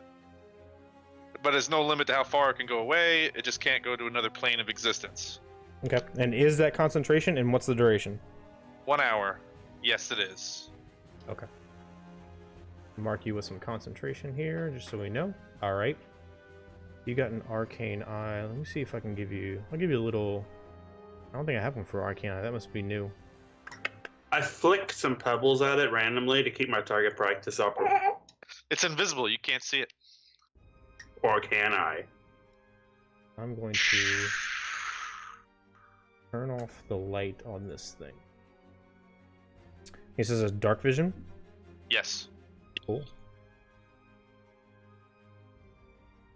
Alright, so can you see that? Do I need to make it more obvious? That I could see it. I can't move it, but I can see it. Yeah, no, I'll move it for you. I'll tint it. That didn't help much. Okay, whatever. We get it. Okay, so y'all gonna go down the staircase, and you're gonna move the eye forward along the way. Mm-hmm. All right. So this is only wide enough for one individual at a time, so y'all have to go down in some kind of an order. So what order are y'all going down in? I'll go first. I'll be in the middle. I'll take second. I'll be in the rear. Because I like the rear. Yeah, you do. Third for me. I guess I'm fourth. Okay. Y'all can just line your Just- tokens up there, just so I have a ju- visual. Just because I have the eye and I want to keep it kind of in front. You got it. All right. So, since you're in front, you're on, and you're going to be kind of looking out for danger. Everybody is, but your point. So you roll. Give me a perception check with advantage. And correct me if I'm wrong, but the primary purpose of this eye is just so you can basically see around corners and see dark vision, right? Yes. Okay. What'd you roll? You're on. I was trying to make things easier for myself on my screen, and I've seemed to have made it even more complicated. It happens. That was an 18. Okay. All right. So, quickly and quietly, watching out, waiting for the pause in between these patrolling guards on the walkways, you slip down this narrow stairway. About a third of the way down, and then about half of the way down, you notice that two of these steps have had the bottoms carved out from underneath them. You see a bit of the debris on either side where the stone has been chipped away, and they're kind of cracking a bit. as though somebody has tampered with these stairs. Carefully stepping over and then indicating to the rest of your friends the same thing, you continue on, thankfully, without triggering what apparently seems to be a trap that would inevitably lead for you to tumble down into the magma below. So far, so good. At this point, I would like everybody to give me a stealth check.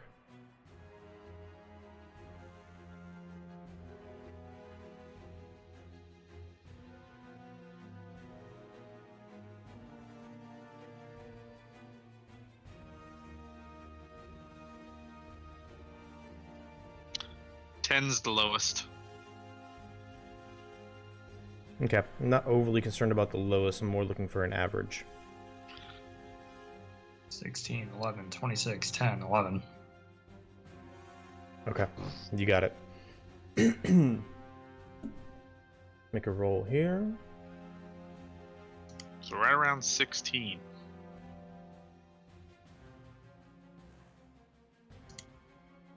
Nope.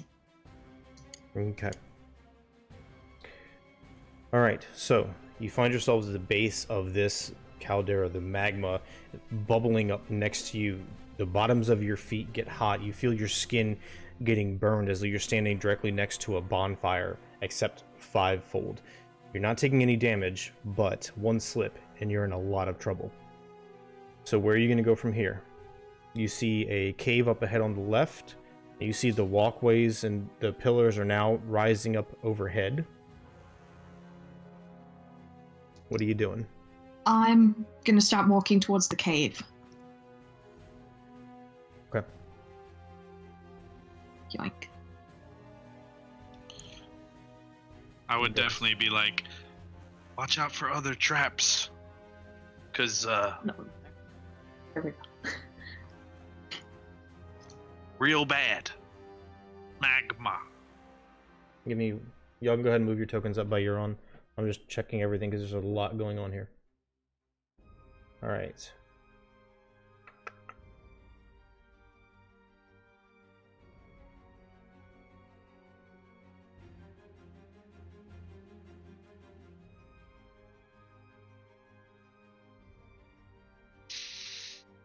There we go. Alright. So, glancing within this cave, you see it extends on for two dozen feet before it opens up on either side.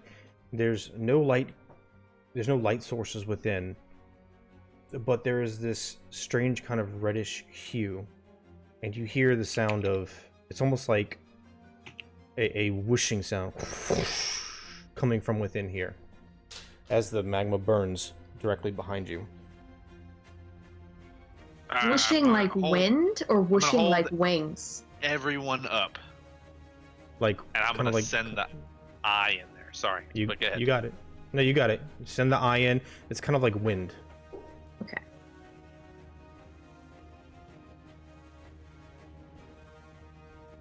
And rolls here. Okay. So, you send the eye in ahead. I'm just going to get rid of that eye token because we don't need it. You see two of these massive black and orange snake-like fire creatures are inhabiting this relatively empty cavern. Each of them has a well-toned, muscular humanoid torso that tapers into a strong, violently whipping serpent tail. To the right side of this cave, you see a clutch of finely ground rubble, like obsidian, gathered up into almost a nest. And there's a batch of large eggs sitting here in the nest. Some of them are cracked open. Most of them seem to be this kind of reddish black overall hue, but one of them is distinctly bronze and scaled. Okay. So, I let everyone else know that there are two snake-like guys down there. Big humanoid, and there are also eggs down there, some of that are cracked open, so, and a nest, and then I also say that there's a dragon egg in there, or what appears to be a dragon egg.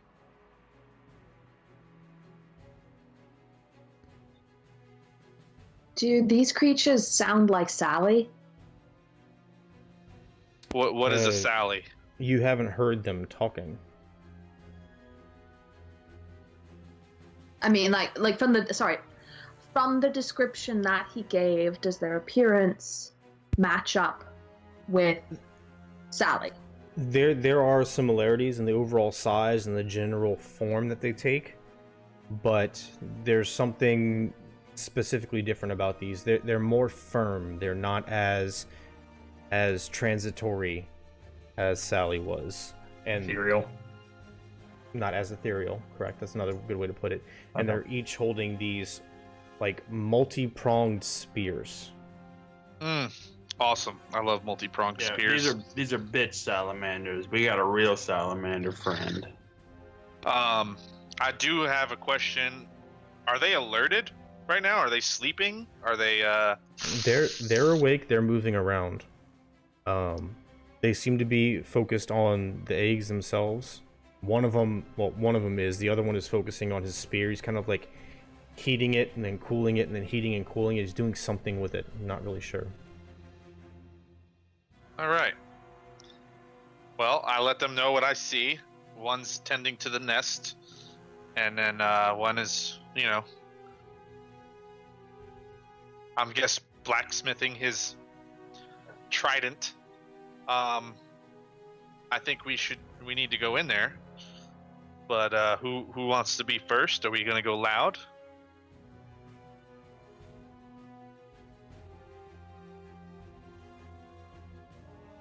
Do we need to go in there? I mean, there's a longer dragon it egg in takes. there. Yeah. So, I think we can take them on.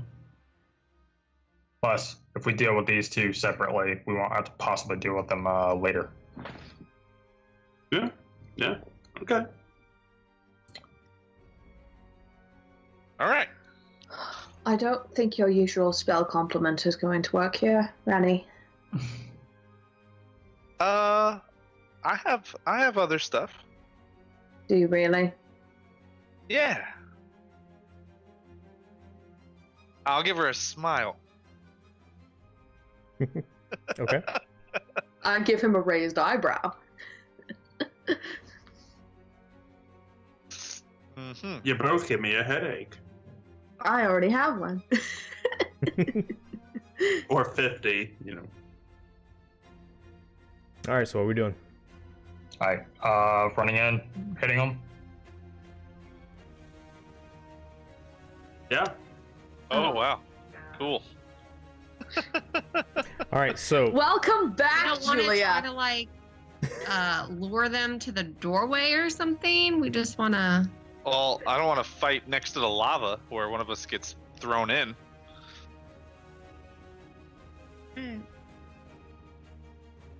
Doggy. all right.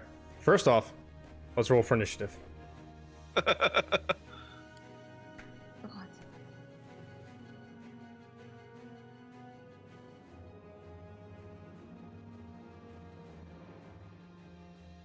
All right.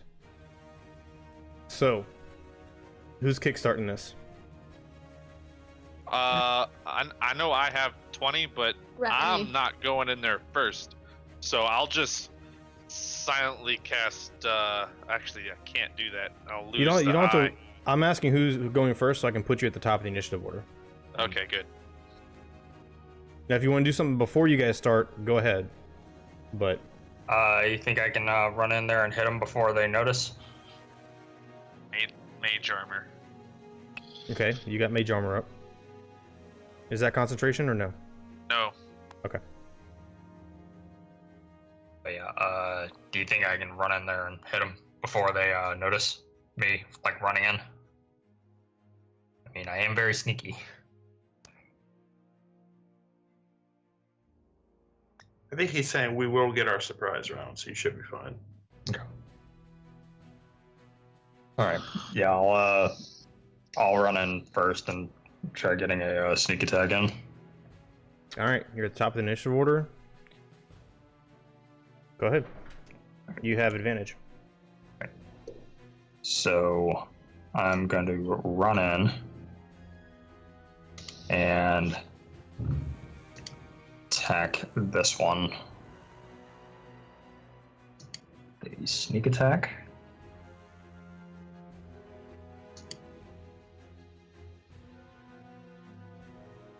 Alright. Does a 13 hit? A 13 does not hit. Shit, okay. Okay. Anything else? Then I am going to bonus action disengage and move back a little bit. Alright, you got it. Renatus Cyanus runs in. You stop hearing him for a moment because he's so damn quiet and stealthy, and then you see him dart back out. And from the inside you hear, Ishkamaniashliva! What are you doing?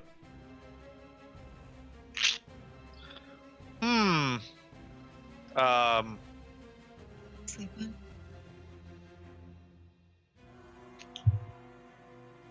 I will. I use that one. Use that one.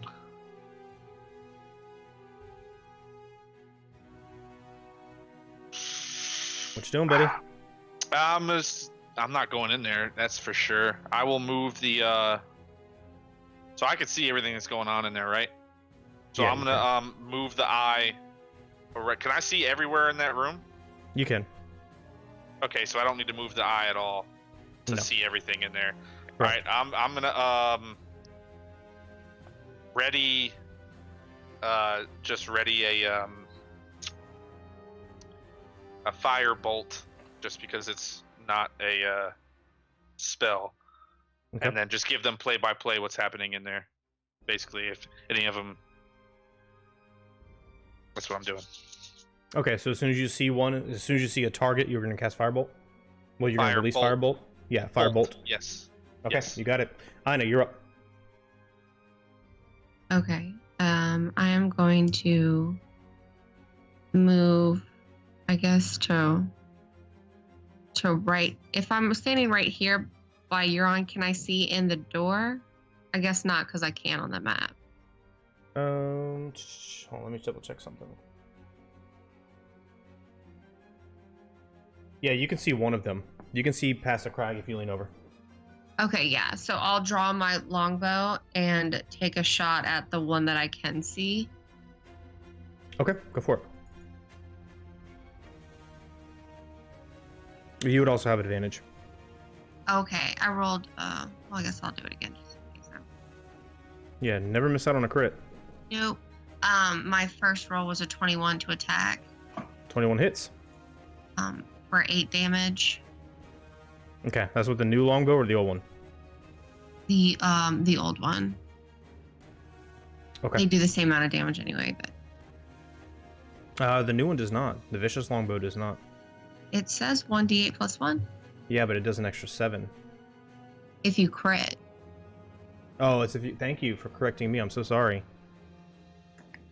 I'm so sorry. Okay, so you lean out. Longbow bolt arrow goes through. It kind of tears through the fire a little bit, singeing the arrow at the same time. Doesn't seem super effective. Or Oh wow. Anything else?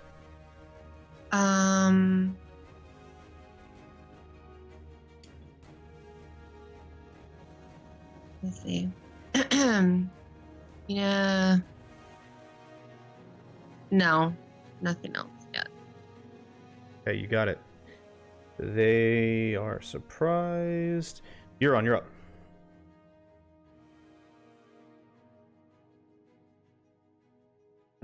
There we go. Sorry, my computer's moving in slow motion. It's probably the map. Yeah. I'm gonna move inside, just past Cyanus, if he will let me. Mm-hmm. And I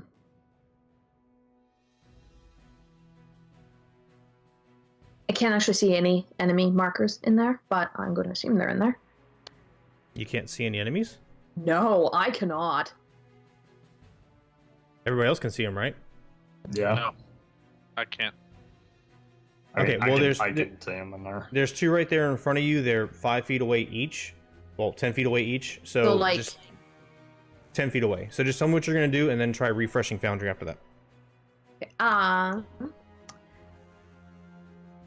They're side by side, 10 feet in front of you. 5, 10, 15, 20. Then I'm going to move so I'm directly next to one of them. Yep, you are. You're directly next to both of them. I would like to... Oh, both of them? Yep. Whichever one is the highest up on the map, Yep. I would like to stab that one, please. Go for it.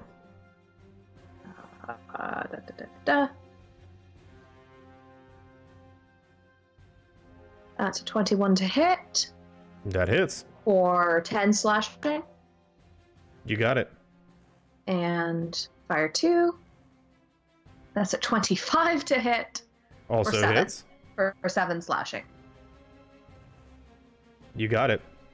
All right, so you charge in, kind of roll past Cyanus and come up. The edge of the Makara glows with arcane energy as it slices through this fire aura they have around them. Those attacks seemed more effective. You are going to take Oh, fun.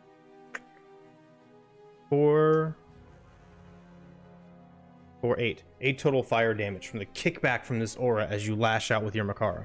Okay, and just so... Okay, magical fire. Got it. So, 8, you said? Yep, 8 fire damage. Okay. And then that'll be my turn, other than just, kind of hiss and look back and go and yell something, but, watch where you hit! As the fire kind of sweeps past my face. You got it. Lycus, you're up. Oh, I was really hoping she wouldn't do melee. All right. If you want to hit me, that's fine. I know. I said I was really hoping. I didn't say it was going to change my action here. Yeah, I'm gonna. Let's see, it's 10. They're pretty big, because that's the nest right behind them. Let me ask you a question. Mm-hmm. But if the circle touches the edge of the nest, are you gonna count? You gonna count that as I hit the eggs? Just out of curiosity. Usually, I use a half or more. Okay. Yeah, because I mean it's gonna butt against it. I just obviously I'm not trying to aim for the eggs here. Correct. All right, I'm gonna cast Shatter. Okay, where are you dropping it? Do you? Ooh.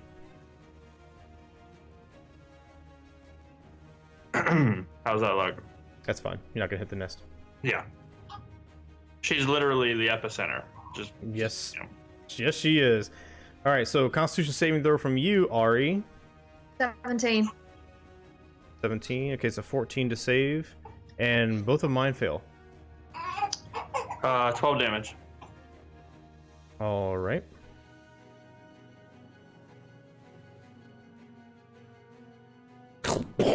Your eardrums ring, the shield gets knocked back, they get thrown back against the wall, the nest kind of rocks a little bit, and they are now focused on whoever the hell did that. They did not like that at all. And they turn, and I'm like, nope. Okay, so you can move, just so you'll know, you can move outside on the path.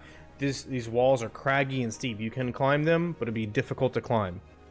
The lines are like lines of elevation, so all you guys can do, unless you want to climb, is go out on that lower lip by the magma. Just FYI. Okay. So are you done, Lycus? Alright, Cyanus, you're up.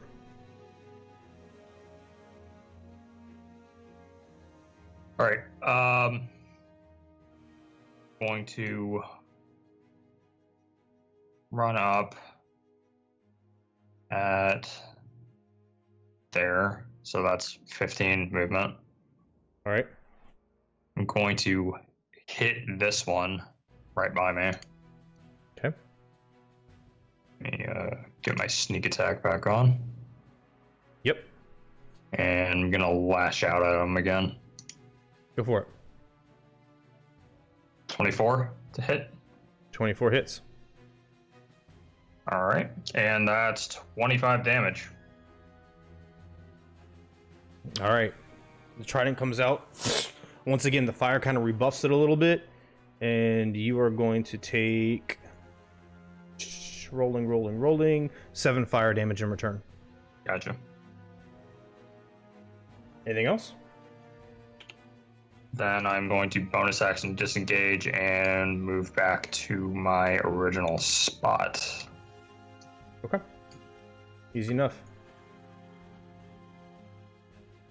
Renatus, you're up.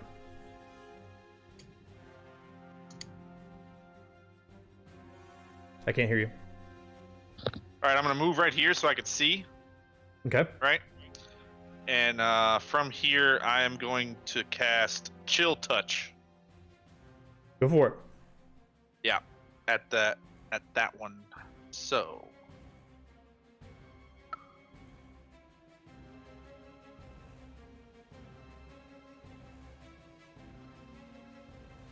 Oof. The 9 does not hit, I'm assuming. 9 does not hit. I'm sorry. Yeah. Yeah. Okay. Anything else? Cheer them on. Like, yeah, get them. Okay. Arcane energy splashes against the back wall. Ina, you're up. Okay, I am going to rage, Awesome. run in. So, I'm gonna go. I'm gonna try to hit the one that's like standing close to the nest. This one, yeah. Okay, you got it. And as I'm running, I'll pull out my great axe. Okay. Go. Ugh. But a 13 doesn't hit, right? 13 does not hit, unfortunately. Damn it.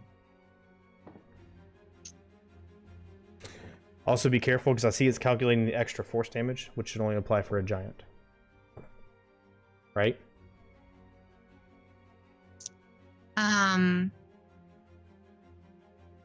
You've seen that too, right? Yeah, no, but that's, yeah, let me look into that, because it hasn't been doing that. Okay, just remember it for now. No big deal. Anything else, Ina? No. All right. So you don't have a extra attack? You should, actually, yeah. Oh, yeah, no, I do. I'm sorry. I got distracted. Okay. I guess I'll aim at him again. Okay.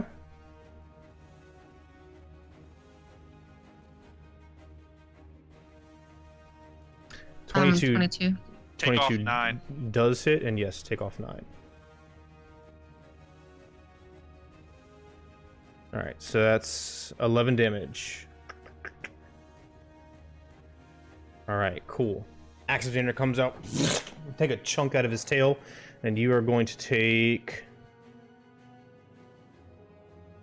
6 fire damage in return. I think you're resistant to fire, though, because of your Aegis, right?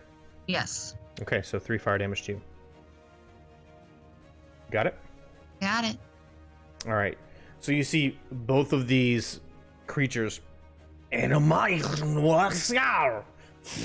flare up, and bits of living flame shoot off next to them between Ina and Euron, and on the other side of Euron. Let's see, this one is going to lash out at Euron. That is an 18 to hit. Euron? Doesn't hit? Okay. And then comes back around with this flaming tail, and that is a 16 to hit, so that does not hit. And this one is going to lash out at Ina. 21 to hit with a bite attack, and that is going to be 5 piercing damage, which you're resistant to. Actually, you're resistant to all this. So it's 8 total, cut in half, so 4 total.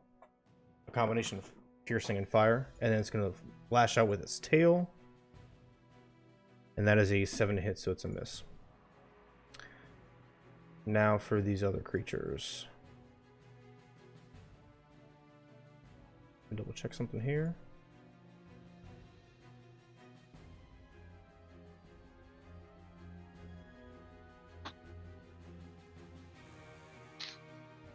Okay. So, both of them swing these massive red tails around, attempt to wrap up Euron and Ina. First one against Euron. This is going to be a 21 to hit. That hits, right? Yeah, that hits. Okay. That's going to be a total of 19 damage, a combination of bludgeoning and fire. Can that not? And you are grappled and restrained. Restrained thing right there. What was the damage count again? 19 total. Just trying to do the math, sorry. I'm gonna roll the other tail attack against Ina just because I'm doing it already. And that's a 12 to hit. Does 12 hit you, Ina? I can't remember your AC. My AC is 15. Okay, so you dodge out of the way of this. The one attacking Euron follows up with a spear attack. That's should be with advantage because you're restrained. I'm gonna roll that again. That was a 15, and this is gonna be another 15. So that's no hit. And then the other one with the spear lashes out at Ina for a critical hit. Kind of neutralizes your rage is all it does. So that is going to be 36 damage, halves to 18 for you. So these tails wrap up Euron. Ina dodges out of the way. Euron moves her neck away from this flaming spear coming at her, but Ina gets caught inside with it. And that is the end of their turns. Euron, you are grappled and restrained. So now there are 4 of those snake things in there? There's 2 of the really large, more manifest ones, and 2 more like elemental, formless fire creatures. Kind of like in the form of snakes. They're lashing out with fiery fangs and whipping fiery tails around. Quick refresh on restrained. Can I attack while restrained? You can attack while restrained. You would have, I want to say it's disadvantage. Let me double check here real quick.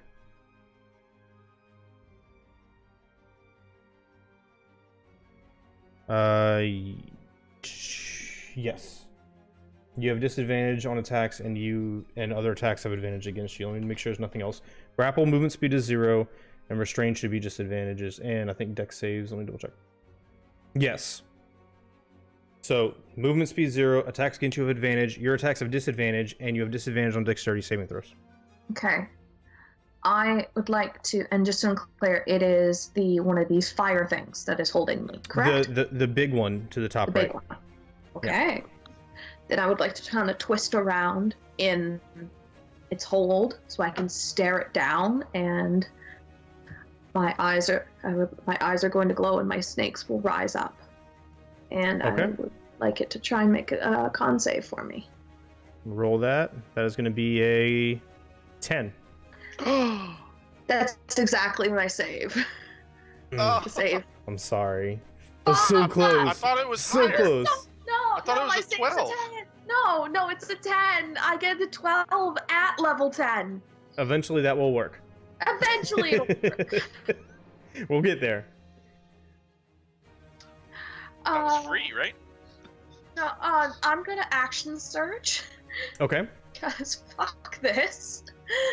And when that doesn't work, I am going to just pull out my sword and I'm going to try and stab a bitch because I don't like this.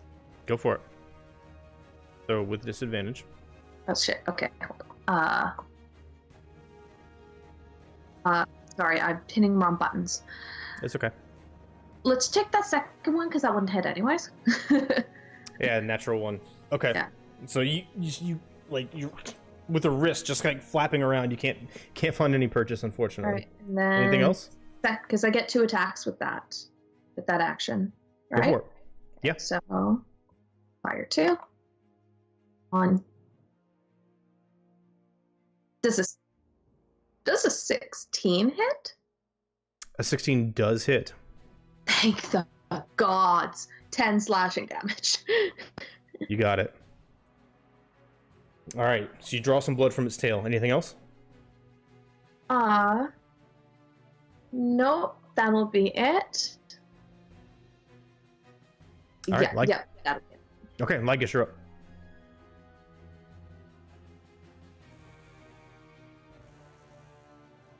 Run back over, peek inside. I'm gonna throw him another shatter on him. All of them. Just kidding. Sorry, you're on. Okay. Fuck that. This one's actually gonna be level 3 though. We'll make it a little stronger. Okay.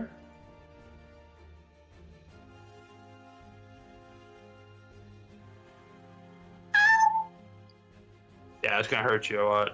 All right, But- so that'll get all 4 of them. Yeah. All right, so con saves. Yep. DC 14. All right, Oh my top god. one. I failed. The top one fails. The top fire snake fails. Hold on, let me resolve this. The bottom fire snake succeeds. The top big guy succeeds. The bottom big guy fails. All right. Does it half damage on us or no damage? Half. Okay. And you are going to take 17 thunder damage. You're on. I'm aware. Okay. Just making sure. All right. Flames get burst out from the middle. That is no bueno.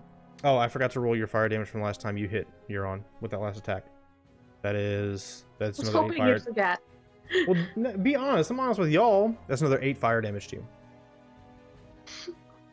All right. Anything else, Lycus? Is she still moving or is she twitching or what? Who you're on? Yeah. You're on. Are you up? Barely. She's Oh, hurting. well, she's still twitching. She's fine. Okay. All right, and then I'm gonna hop back over. Okay. And just keep an eye out. You got it.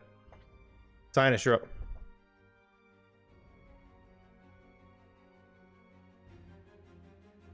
You're muted. All right, so I'm just gonna move forward just a little bit and then hit the snake that's right in front of me. Go for it. And since he's being surrounded, gonna hit that with hopefully sneak attack. Yep. Son of a bitch. 9. 9 does 9 not to hit. hit. Yeah, 9 does not hit. I'm sorry. Okay. Anything else, buddy? No. All right, ready. You're up. Oh my god. Ooh. No bueno. Does anything look like it's drawing its last breath? Everything looks healthy. Like, what is going on? The smaller and the bigger one at the very rear of the cave, their forms, the flames on them are flickering much more violently, and pieces are like breaking off and reforming. So they seem to be in worse shape than the two that are closer to the mouth of the cave. Oh man, this is not good. All right.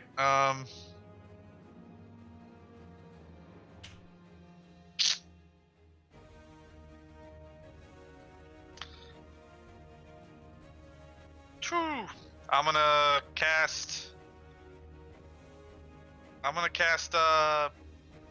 Ice Storm in the middle of this cave. Go for it. Wait, does that say anything about having to have a open sky or anything? I remember there are some spells like that. Oops, I didn't mean to hit that. Don't mind that. That was the Okay. button. Let me double check real quick.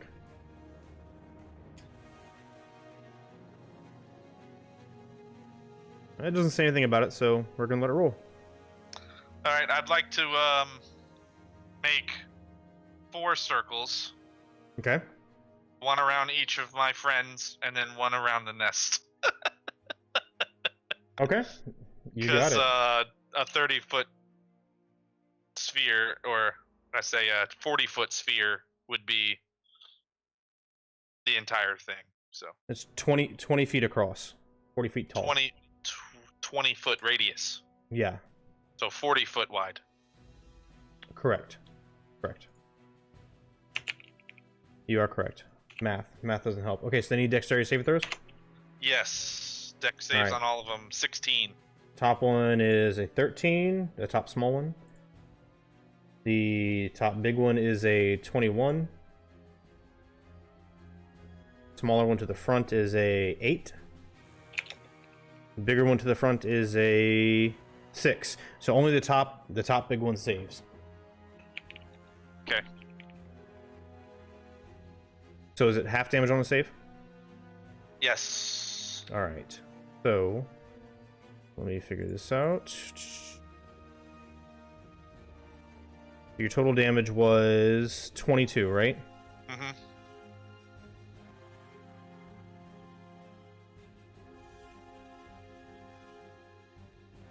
That sucks. I threw.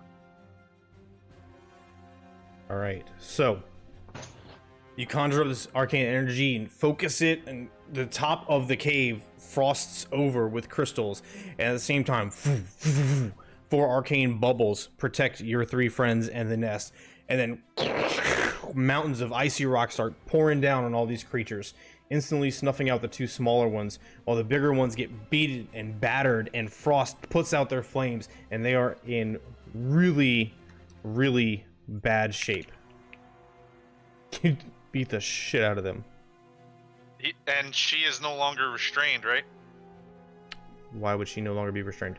I thought the smaller one had her. No, the bigger one has her. Ah, I tried. Sorry, buddy. I appreciate it. That was really close. That's the one. Yeah, the one that saved is the one that's holding me. Oh, well, that's shitty. It is, unfortunately. I'm sorry. All right, well, I'm gonna move back out the way.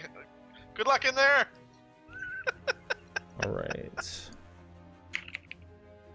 Next up is Ina.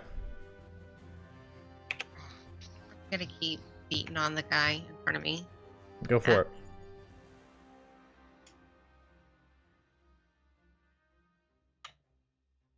Not gonna hit him the first time.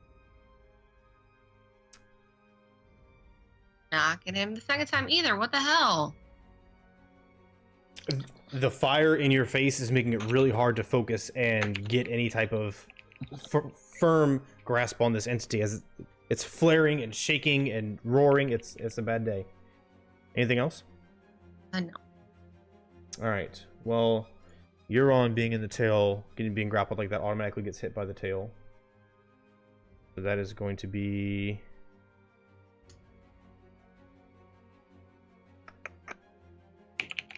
another 15 damage, bludgeoning and fire. Are you still up? Okay. No. So Euron's out. It lets go. And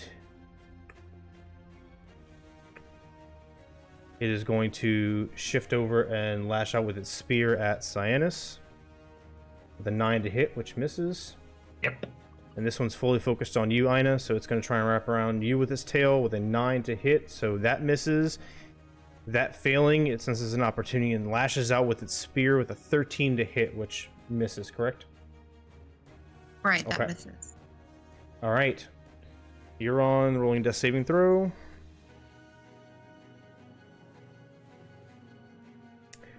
Lycus, you're up. I probably hear her go, ah, that sound she makes when she croaks over. So, I go ahead, I pull my flute out, and I start playing a little ditty for her, and I get her a little healing word. Thank you, Lycus. So hopefully she can stab that son bitch in the back of his head, because he ain't expecting it. You get 5 hit points. 5 whole hit points. Thank you. That's my bonus action. And then my regular action is I'm going to take the same flute, put a little dart in it, and I'm going to shoot that son bitch. Go for it. I'm going to shoot this one. Which one looks uglier or hurt the most? They're both equally fucked up. Yeah. I'm gonna shoot this one up top. Go for it. They all ugly. Alright, that's a 15 and a 14 damage. 15. Sorry, I just look away. 15 hits, 14 damage. Mm-hmm. A dart comes out, goes through his chest. That's enough to tear all the energy holding it together apart. And I just kind of like shake my foot a little bit and just look around. That's it. All right, Sinus. So I'm just gonna roll up and try stabbing this one. You got it.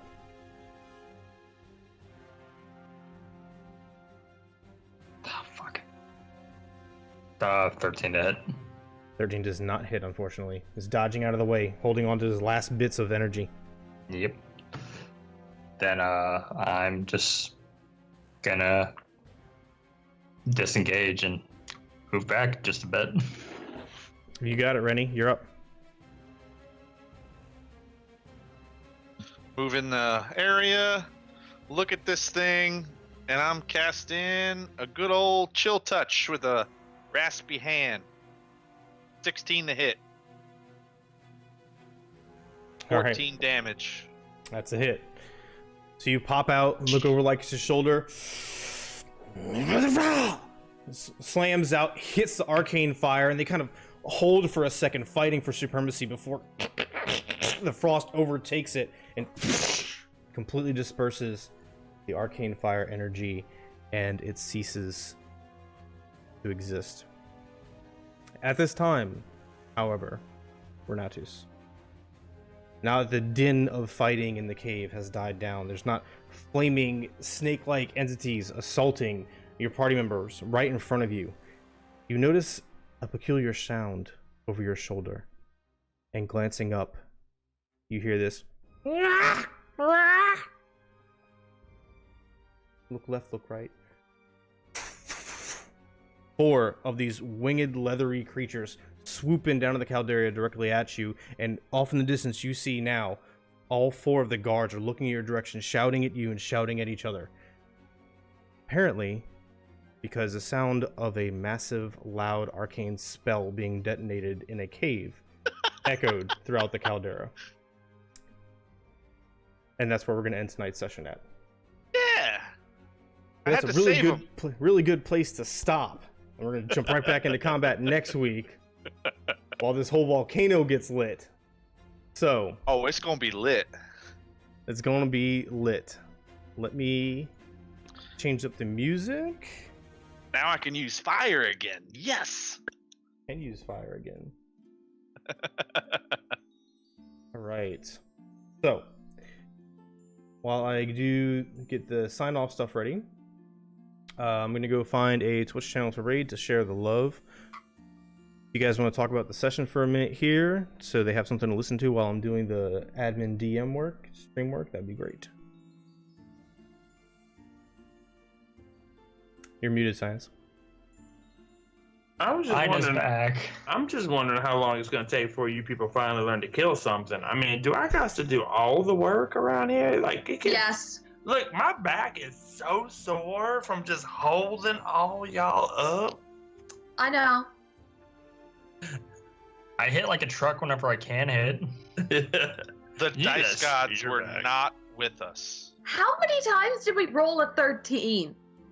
A Like lot. 5. There's like several times. Yeah. Ugh. I'll put that in the folder of things I didn't like about the session. Was I feel like this encounter could have been way easier had we hit the 12 times we missed. So I really didn't want to use any spells. I went into this battle not wanting to use a single spell. But after everyone was like going down and stuff, I was like, all right, even odds. Here's one Why spell. would you go into a fight not wanting to cast any spells? Well, you know what I mean. I didn't. No, I don't. He doesn't That want makes to no know. sense to me as a wizard. I mean, I was gonna assist at any given time, but it was just like, this is the very first encounter at the beginning, so I didn't want to be like, here's 3 level 3s and 1 level 4. All right, Yeah, I I'm learned useless. a long time ago, when you got creatures that are on fire as their normal way of life, you fucking hit them. And you fucking hit them hard. And then you just run from the rest. But yeah, so At some point, I'm actually going to kill something. I cannot remember. Genuinely, like, can any of y'all remember the last time I killed something? Yourself really well. Yes, I know that. that was actually the last time you killed something was yourself. So Yeah. Yeah. It was actually a really, really good healing word because her death saving throw was a natural one. Why did I feel that was what happened? I saw your mouth 100%. move a certain way, and I was like, that wasn't good. Really? Like it Oh, happened, and then you like paused, like, and then your mouth like made a line, and I was like, oh no, that's not good. I need to But work you on my didn't poker say face. anything. I need to work on my poker face, apparently. Ina, first session back. How you feel? So good. And it's just gonna take time to get back into the groove of it, but You got to hit some stuff. You got to perform a cannibalistic ceremony. It was good all around. It was good. All right. Oh, Mitch is in Polished Cryptid. That's where we're gonna go. Beautiful. Okay, so thank you, players, for putting up with me. Thank you, viewers, for sticking around. As always, check out social media and YouTube. We really, really appreciate you guys being here. I hope you join Discord and spread the word, as always, because the more the merrier. If you haven't followed or subbed yet, please do so. Whether you're watching on Twitch or YouTube, that'd be great. I'm going to hop over to the stream ending screen to roll the credits to thank everybody for the awesome things they do, modding, following stuff. And then we're going to raid Polished Cryptid. So, we love you guys. Take care of yourselves with all the craziness going on. And we'll see y'all Wednesday night, 8 p.m. Central for the next Hearts of Shadow episode. And then back here next Friday at 8 p.m. Central, all right? See y'all next time, guys. Happy Valentine's Day. Happy Valentine's Day. Happy Valentine's Day. Bye, y'all.